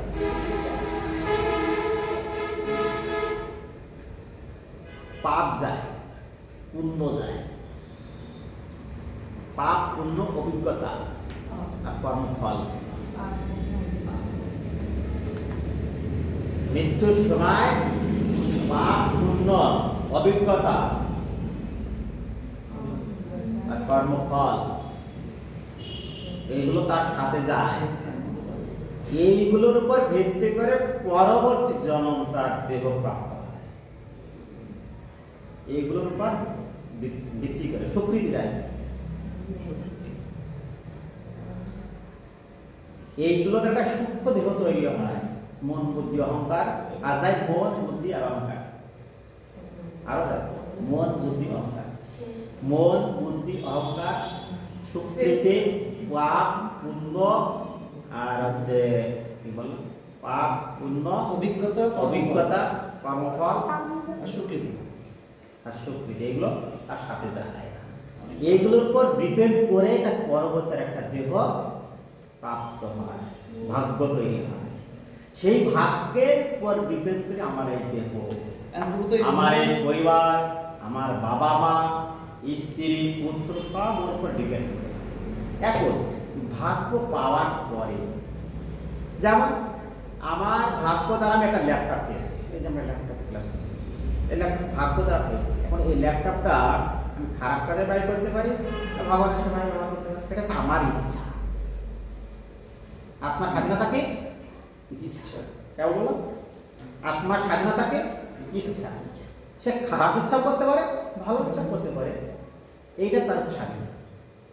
আমি ভগবানের সেবা করব, আমি একটা গোলাপ ফুল কিনতেই পারি, একটা গোলাপ ফুল পেলাম, আমি এই গোলাপ ফুলটি আমি ভগবানকেও দিতে পারি বা অন্য কাউকে দিতে পারি, ঠিক না? এইটা হচ্ছে আমার ইচ্ছা, এটা আমার স্বাধীনতা, জীবের স্বাধীনতা।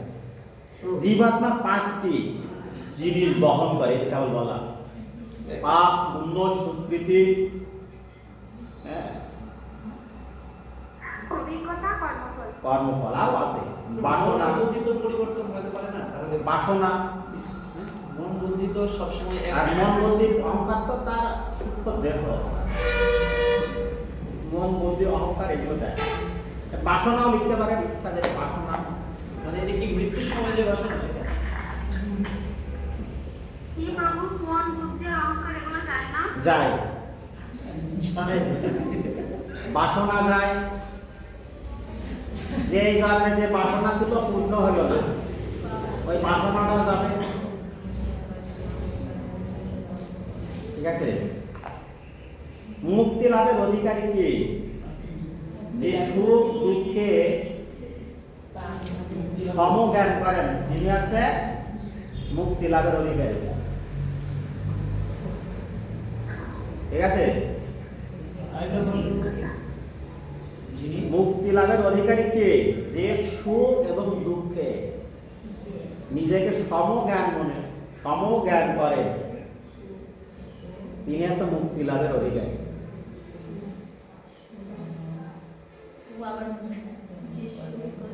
দুঃখে সমজ্ঞান করেন, যিনি বয়স হয়ে গেছে আর শিশু অবস্থায় যেমন ছিল একই অবস্থা আমেন করেন।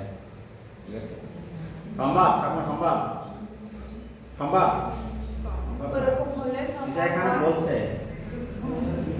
শ্রী প্রভুপাদ 69 বছর বয়স ছিল, কিন্তু তার কৃষ্ণ সম্পর্কে যথাযথ জ্ঞান ছিল। একটা ভুল কথা বলেন, কিন্তু আমরা বলি কি বয়স হয়ে গেছে তো। ঠিক আছে, প্রমাণ পেয়েছি কি আমরা? হ্যাঁ, আমরা বলি না বয়স হয়ে গেছে তো। ঠিক আছে, এখন একটু ভুল হতেই পারে, তাই না? মেমোরি লস হয়ে গেছে। প্রভাত গুরু মহারাজ ক্লিয়ার করে আমরা মনে কথা বলতে পারছি না, কষ্ট হচ্ছে, কিন্তু প্রভাত গুরু মহারাজ কিন্তু কষ্ট অনুভব করেন না। গুরু মহারাজকে জিজ্ঞাসা করা হয়েছে আপনি কেমন আছেন? আচ্ছা, আমি দেহ নেই না, আমি দেহ নয়, আমি আত্মা। গুরু মহারাজ 1 ঘন্টা 1.5 ঘন্টা 2 ঘন্টা লেকচার এখনো দিয়ে যাচ্ছে অনলাইনে, দিচ্ছে না? দেখি না, তো দিয়ে যাচ্ছে। আর আমার একটা জ্বরও নেই না, আজকে মনে শরীর খারাপ, ঠিক না? করে কি না? হ্যাঁ, আজকে মূল্যতে উঠতো না, এটা হয় না? কারণ অনেক রাত পর্যন্ত সেবা দিয়েছে, তাই বল? ভগবত গীতা করার পরে এটা হয় না, অসুস্থ থাকলে বুঝে করি।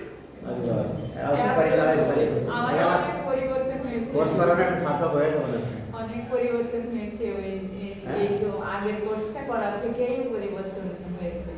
আপনি বলেন যে জীবাত্মা 5টি, ওই 5টা বলি, জীবাত্মা 5টি জিনিস বহন করে, তাই সেটা তো বলে দিলাম। 5টি জিনিস বহন করে দিয়ে দাও। যে এটাই তো আত্মা যেসব বহন করে না, সেটাই হচ্ছে।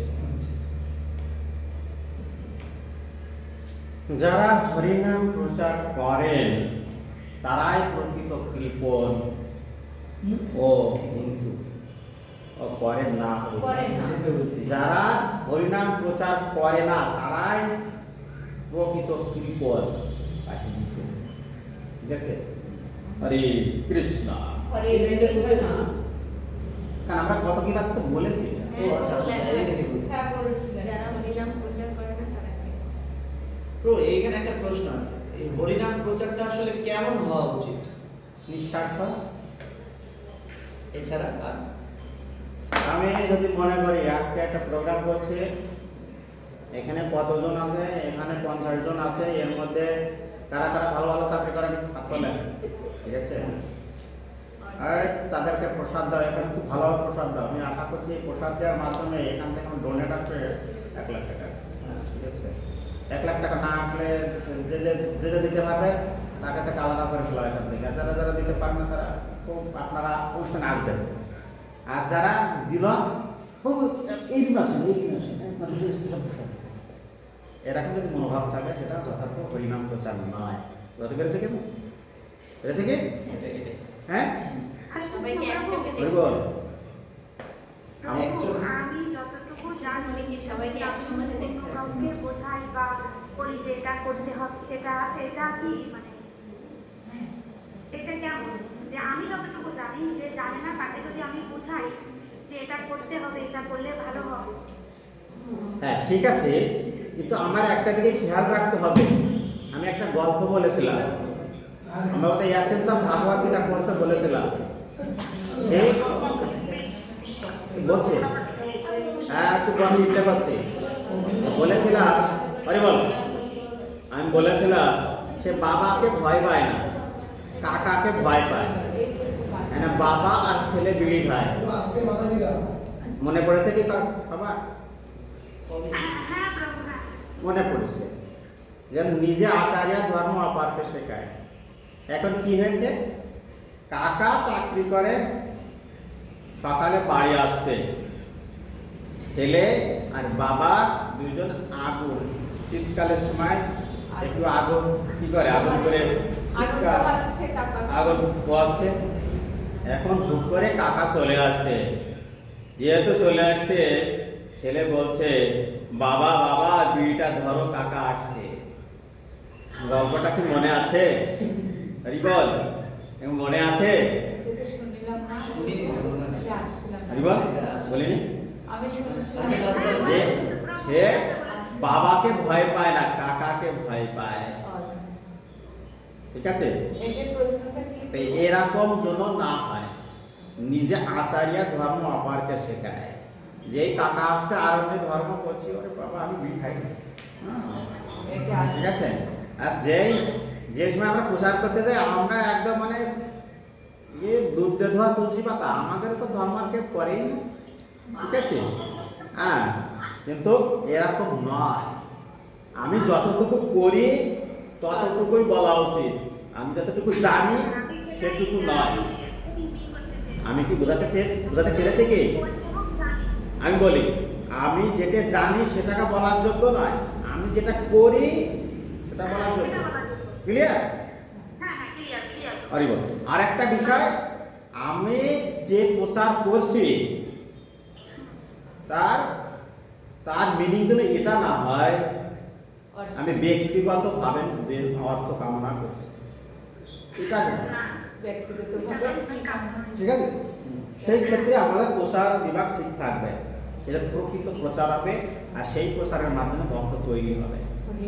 আর অর্থ কাম্য যদি কোন প্রচার হয়, সেই অর্থ কাম্যের মাধ্যমে কোন ভক্ত তৈরি হয় না। অর্থ অবশ্য আসে বটে, কিন্তু ভক্ত তৈরি হয় না। প্রভুপাদ যে মনোবাসনা নিয়ে আমেরিকায় গিয়েছিল, তিনি অর্থ কামনা করেননি। প্রভুপাদকে বলা হয়েছে আপনার কি দরকার, আপনি দেখবেন বলেন। প্রভুপাদ বলেছেন আমার কোনো অভাব নেই, আমার সব কিছুই আছে, যদি কোনো কিছু কম থাকে ভগবান সেটা ব্যবস্থা করে দেবে। ঠিক আছে,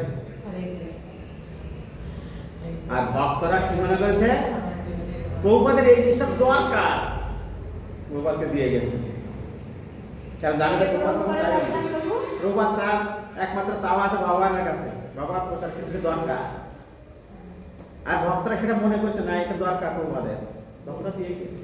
তখন সেটা গ্রহণ করা যাবে না প্রভু? ভক্তরা যদি কোনো কিছু দিয়ে যায়, ভক্তরা যদি কোনো কিছু দিয়ে যায়, দিয়ে যায় না? যদি আমার দরকার না হয় তাহলে বলুন, যেমন দরকার না হয় সে নেবে না।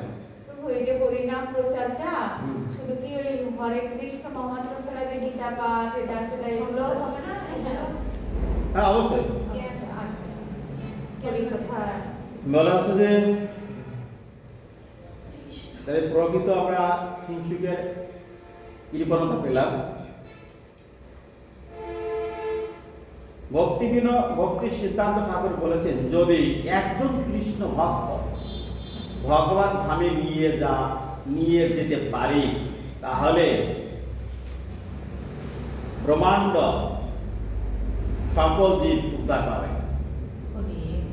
ব্রহ্মাণ্ডের সকল জীব তা উদ্ধার পাবে যদি একজন কৃষ্ণ ভক্তকে ভগবান ধামে নিয়ে যেতে পারি, তাকে ব্রহ্মাণ্ডের সকল জীবে উদ্ধার হবে। এটা কি ব্যক্তিগতভাবে, যেন আমি যদি একজনকে দিতে পারি বা না সরস্বতী ঠাকুরই যদি একজনকে দিতে পারি, ভক্তি সিদ্ধান্ত সারা যাকে ঠিক প্রভুপাদের গুরুদেব, শ্রী প্রভুপাদের গুরুদেব। ঠিক আছে, হরে কৃষ্ণ। এখানে অর্জুনকে ভগবান শ্রীকৃষ্ণ বলছেন যে মানুষ যেমন জীর্ণ বস্ত্র পরিত্যাগ করে নতুন বস্ত্র পরিধান করে, ঠিক আত্মাও তেমনই পুরাতন শরীর ত্যাগ করে নতুন দেহ ধারণ করে। এটা দুঃখের কি বিষয়, ঠিক কি না? ক্লিয়ার? স্বধর্ম দুই প্রকার। স্বধর্ম দুই প্রকার।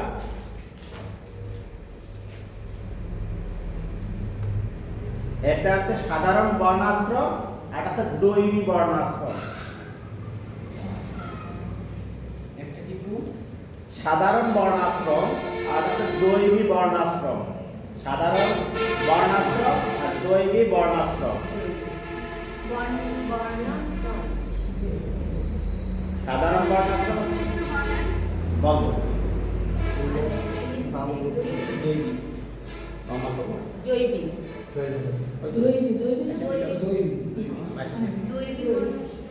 দয়িকার পরে আপনি আপনার ফোন নাম্বার তো আপনার কাছে ওনার ফোন নাম্বার আছে?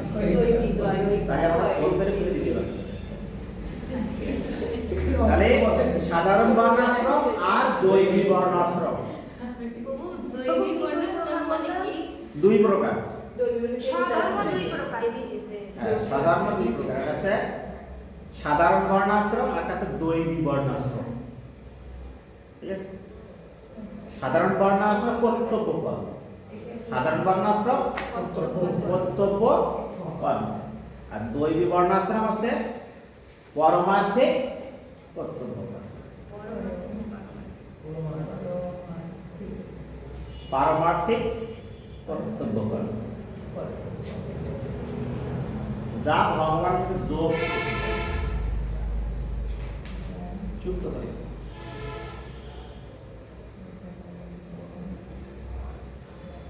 ক্লিয়ার?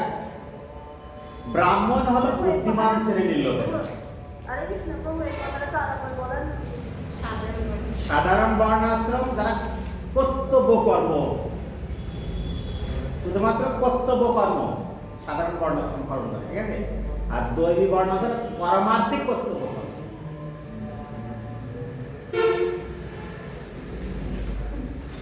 যেমন পিতা দায়িত্ব তার সন্তানদেরকে লালন পালন করা, সাধারণ বর্ণাশ্রম।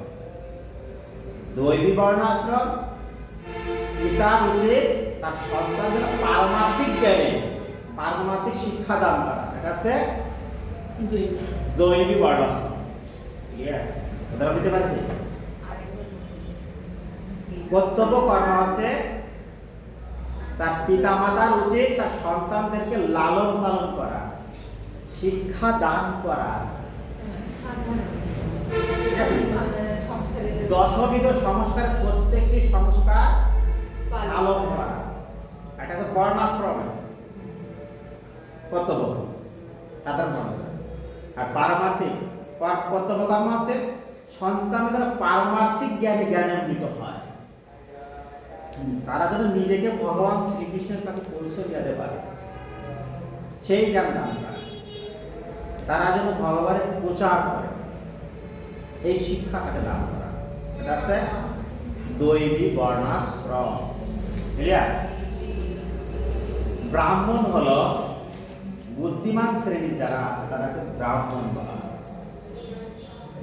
বোঝাই বিশাল বুদ্ধিমান, ঠিক আছে? ঠিক আছে?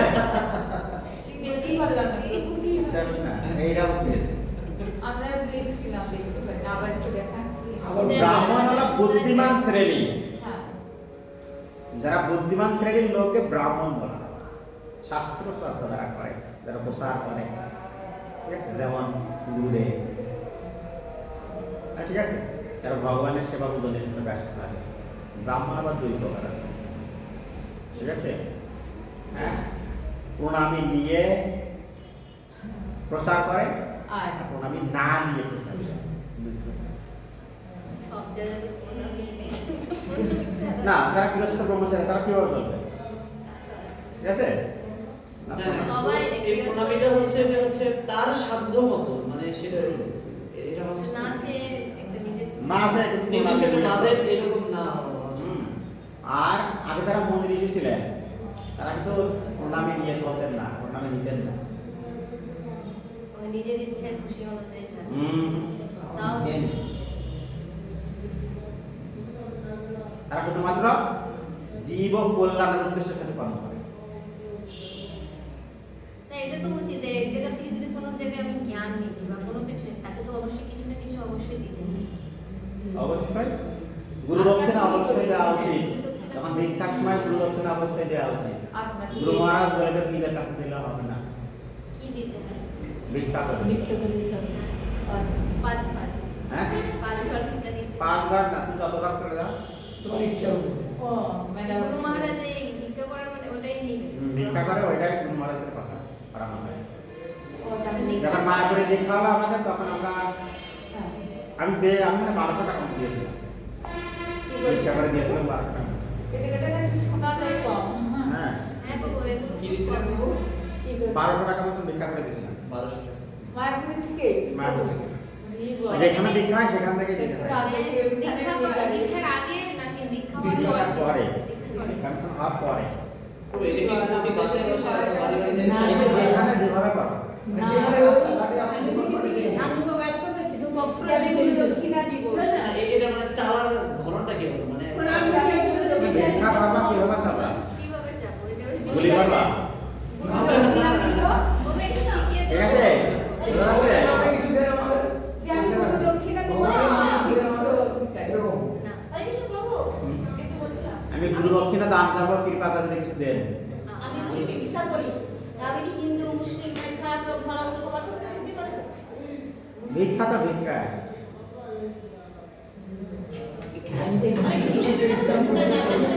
ভিক্ষা করতে অনেকে দেবে না, অনেকে অপমান করবে, কেউ দিতে যাবে না। আমরা কি সবাইকে দিই? ভিক্ষা মানে কি? সবাই দেবে না, কেউ দেবে, কেউ অপমান করবে, কেউ তাড়াই দেবে, কেউ খেদায় দেবে।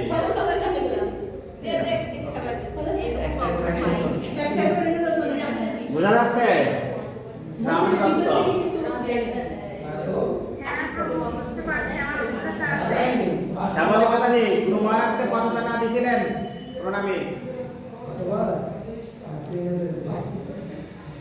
প্রভু 500 টাকা উঠেছিল। হরিবল। শ্যামলী মাতাজি 500 টাকা গুরু মহারাজকে ভিক্ষা করে দিয়েছিলেন। এই বিবাহ মাতাজি এখানে নাই, মাতাজি 300 টাকা উঠেছিল আর আমার কাছে 200 টাকা দিয়েছিল। দেওয়া হবে না তো, নিজের কাছ থেকে দিলে হয়তো দিন আগে দেওয়া যাবে। গুরু মহারাজ বলে দেয় ওখানে যে নিজের কাছ থেকে দেওয়া যাবে। প্রভু তা তো আমি জানি। ওটা আমার ভিক্ষা করে আবার দিয়ে দেবেন। এটা তাহলে যদি 100 টাকা উঠে তাও দিতে দেখি আমাদের প্রভু। বেশি ভিক্ষা করবেন।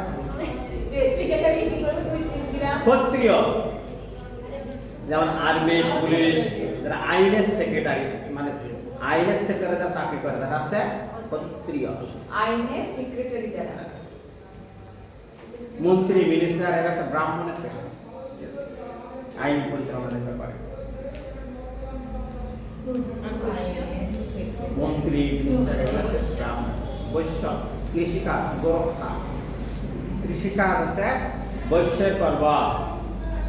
আর এই 3 শ্রেণীর সেবা করবে সেটা শূদ্র। বৈশ্য তো ব্যবসা বাণিজ্যটাও দেবে। ব্যবসা বাণিজ্য। ব্রাহ্মণ তো কম। আর এই 3 বর্ণের সেবা করবে আছে শূদ্র। শূদ্র। ঠিক আছে?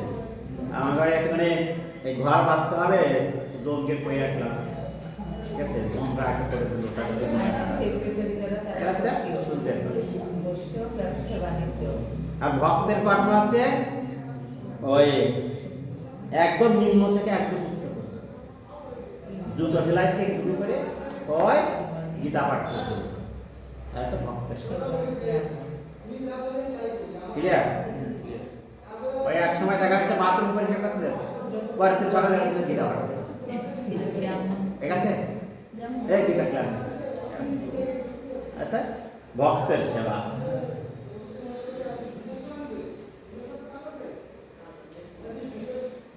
দ্বিতীয় অধ্যায় 33 নম্বর শ্লোক জায়গায় আমরা পাবো, ওই জায়গায় তার শূদ্র পেয়েছে 3 বর্ণের সেবা করে।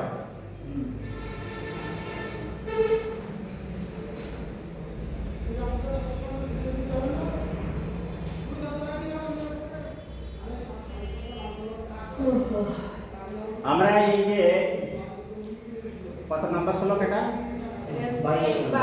22 নম্বর শ্লোকের ব্যাখ্যা সুন্দর করে পড়বো, কিন্তু না হলে প্রশ্নের উত্তরগুলো পাওয়া যাবে না।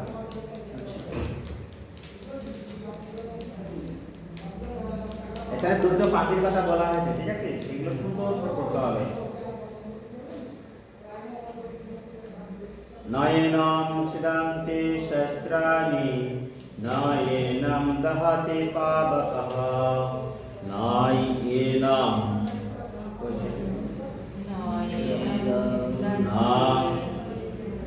নয়েনম এনেকে বানা বলেছে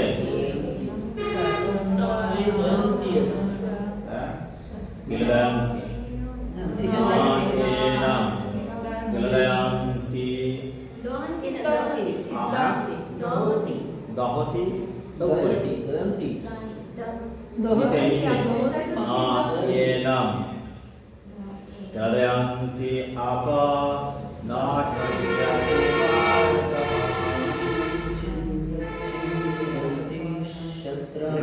নয়েনম ছিদন্তি শস্ত্রাণি নয়েনম দহতি পাবকঃ নয়েনম গিলদান্তি আপ ইনসা আছে হ্যাঁ নচ নাচা ঠিক আছে নাচা এনম গিলদান্তি আপ নাশস্যাতি মানতঃ নয়েনম ছিদন্তি শস্ত্রাণি নয়েনম দহতি পাবকঃ নাচায়েনম গিলদান্তি আপ অপিয়াসে নাকি আপ তো আছে যেতে পারে না।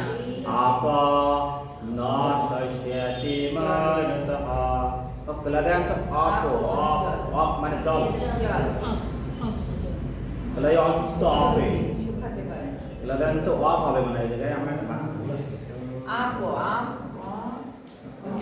আপ বিসর্গ হ্যাঁ আপ আপ এটা বিসর্গ বিসর্গ আছে এই নিচে এটা ভেঙে দেওয়া আছে এই জায়গায়। আপ মানসি আপ ঠিক আছে গিলদান্তি আপ না শস্যাতি মানতঃ গিলদান্তি আপ না শস্যাতি মানতঃ রাঘব বলেন শ্লোক নয়নম ছিন্দন্তি শস্ত্রাণি নয়নম দহতি পাবকঃ নাচমেনম ক্লেদয়ন্তি আপনাশয়তি মারুতঃ মারতঃ আমি একটু চেষ্টা করি মারতঃ তো আমি একটু চেষ্টা বিষয়টা করি ক্লিয়ার করতে হবে। আমি একটু বলবো প্রভু নয়নম ছিদন্তি শস্ত্রাণি নয়নম দহতি পাবকঃ নাশয়েনম গিলদান্তি আপ নাশস্যাতি মারতঃ মারুতঃ ক্লিয়ার? হ্যাঁ বলবো আর সমস্যা এই জায়গায় সব ক্লিয়ার সবার?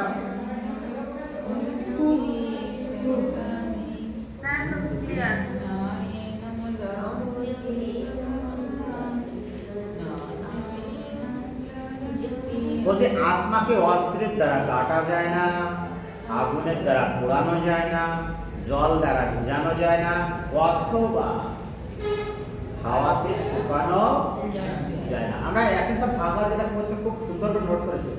হ্যাঁ ওইটা করে আমাদের অনেক উপকার হ্যাঁ?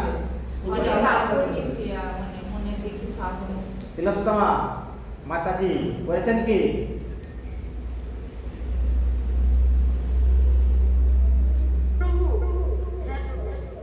হরে কৃষ্ণ। এগুলো আমাদের নোট করা আছে, শ্রাবণীর কাছে আছে মনে আছে না? এই জন্য গীতাকে আমাদের বুঝতে সহজ হবে essence of Bhagavad Gita post করলে। ঠিক আছে, আমাদের একটা বেস তৈরি হয়েছে, সেখানে আমরা essence of Bhagavad Gita course চালু হবে তাড়াতাড়ি। বেশ কোথায় বলবো? বেশ পারো। বিস্তার আমার আমাদের কথা বলতে এটা দেয়। বললেন না প্রভু? আমার এখন ভালো করে দেয় না, ওরা নিয়েছে আমার যেতে বলছে তা যা বলছে পাইনি। ওইটাই তো আমরা করছি। সেটা- হ্যাঁ, হ্যাঁ। ঠিক আছে, আত্মাকে অস্ত্রের দ্বারা কাটা যায় না। এই 1 ঘন্টা রেগুলেট কি করে দেওয়া হয়। আত্মাকে অস্ত্রের দ্বারা কাটা যায় না, এখন অ্যাকচুয়ালি আগুনে পোড়ানো যায় না, জলে ভিজানো যায় না, অথবা হাওয়াতে শুকানো যায় না। এগুলো কার বৈশিষ্ট্য? আত্মার আত্মার বৈশিষ্ট্য। বৈশিষ্ট্য। পূর্বতনে একবারই হোক, পরে নাই হাত করে দিয়ে। নাহলে আবার জোড়া দিতে সমস্যা হবে। এখানে সুন্দর করে অগ্নির স্ফুলিঙ্গ, যদিও আগুনের সঙ্গে তার গুণগত ভাবে এক অভিন্ন, কিন্তু আগুনের থেকে বেরিয়ে এলেই তা নিভে যায়।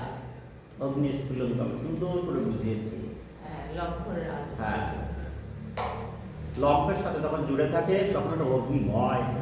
তখন লম্পের সাথে থাকে সরে যায়, ছিটকে যায়, ছিটকে অগ্নি স্ফুলিঙ্গ লিভে যায়। ঠিক আছে, অগ্নি স্ফুলিঙ্গের অগ্নি আর লম্পের অগ্নির মধ্যে কোনো পার্থক্য নেই। কিন্তু ছিটকে গেলে কিন্তু আগুন থেকে বেরিয়ে এলে তখন পার্থক্য। তখন কি হয়? নিভে যায়। ঠিক তেমনই ভগবানের সাথে যদি আমাদের সংযোগ থাকে আমরা লিভব না। শক্তিশালী। যখন ভগবান থেকে যখন বেরিয়ে আসি তখন আমরা ভক্তিকে হারিয়ে ফেলি। বুঝতে পেরেছি? হ্যাঁ।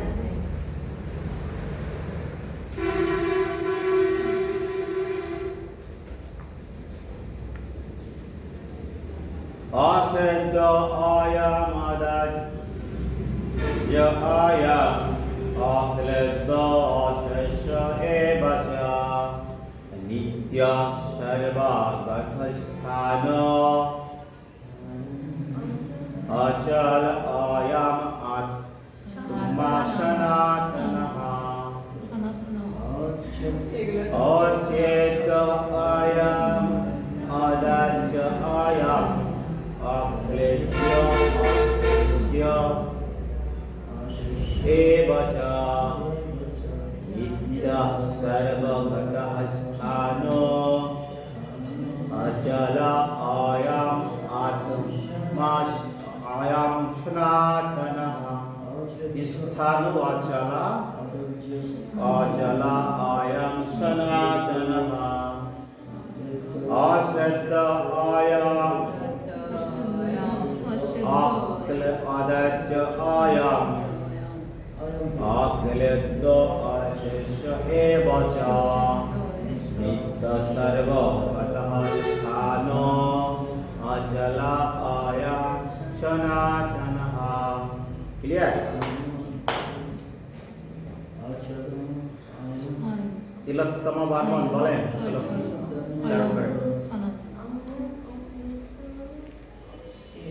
উচ্চারণ করেন।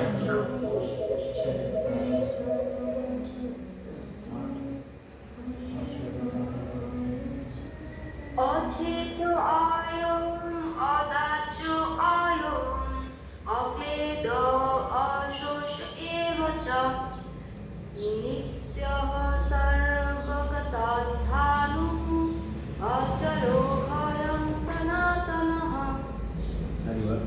তারপর বলেন অচ্ছেদ্য অয়ম অদাহ্য অয়ম অক্লেদ্য অশেষ এব চ নিত্য সর্বগতঃ স্থাণুঃ অচল অয়ম সনাতনঃ। আপনি বলেন। অচ্ছেদ্য অয়ম অদাহ্য অয়ম অক্লেদ্য অশেষ এবচ নিত্যঃ সর্বগতস্থাণুঃ অচলঃ অয়ং সনাতনঃ। আরে বলেন, আপনি বলেন। বলেন। হরে কৃষ্ণ। অচ্ছেদ্যহায়ম অদাহ্যহায়ম অক্লেদঃ অশেষ এব চ নিত্যঃ সর্বগতঃ স্থানঃ অচলঃ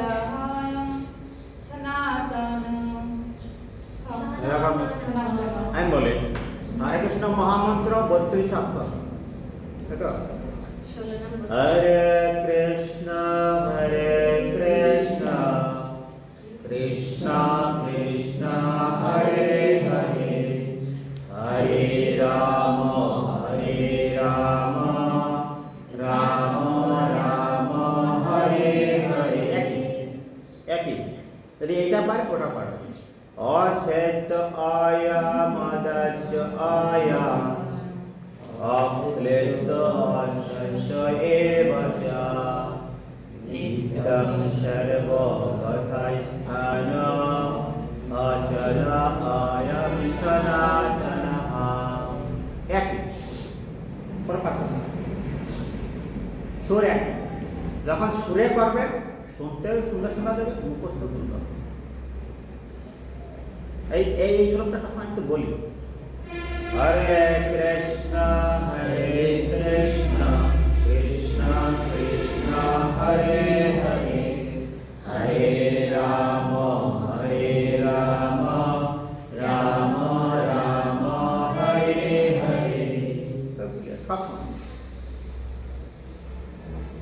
এখানে বলছে আত্মার আরো কিছু বৈশিষ্ট্য বলছে। আত্মাকে ছেদ অছেদ করা যায়, আলাদা করা যায়। অরাজ্য যা দহন করা যায়, পুরানো যায়, ঠিক আছে? অক্লেদ্য অশস্য, তারপরে চিরস্থায়ী সর্বব্যাপ্ত। বলা হচ্ছে অশস্য মানে ভেজানো যায় না, অক্লেদ্য মানে ভেজানো যায় না, অশস্য মানে শুকানো যায় না, শস্য মানে শুকানো যায় না। আর অক্লেদ্য এই জায়গায় আবার কি, অক্লেদ্য মানে ভেজানো যায় না, আর অদাহ্য মানে পোড়ানো যায় না, অছেদ্য মানে ছেদন করা যায়, ঠিক আছে? আর সর্বব্যাপ্ত, সব জায়গায় পরিব্যাপ্ত, অপরিবর্তন, তার কোনো পরিবর্তন নেই, সে অচল এবং সনাতন। সনাতন মানে সত্য মানে শাশ্বত সত্য। ঠিক কথা। সনাতন অতীতে ছিল, চিরন্তন আছে, মানেও থাকবে। আছে। সনাতন। আছে সনাতন, চিরন্তন সত্য। ছিল, আছে, থাকবে, সে আছে সনাতন। ঠিক আছে? আর এই কৃষ্ণ এই আজকে শেষ করে দেবো। হ্যাঁ, পুরো একটা বলে দেবো। 25 নম্বর হলো অনেক গুরুত্বপূর্ণ শ্লোক, ঠিক আছে? তো আজকে আমরা এই পর্যন্ত 24 পর্যন্ত রাখি, রেখে কারোর কোনো প্রশ্ন থাকলে প্রশ্ন করতে পারেন, যাদের যে সমস্যা সেটা বলবেন। এটা খুব লাগবে।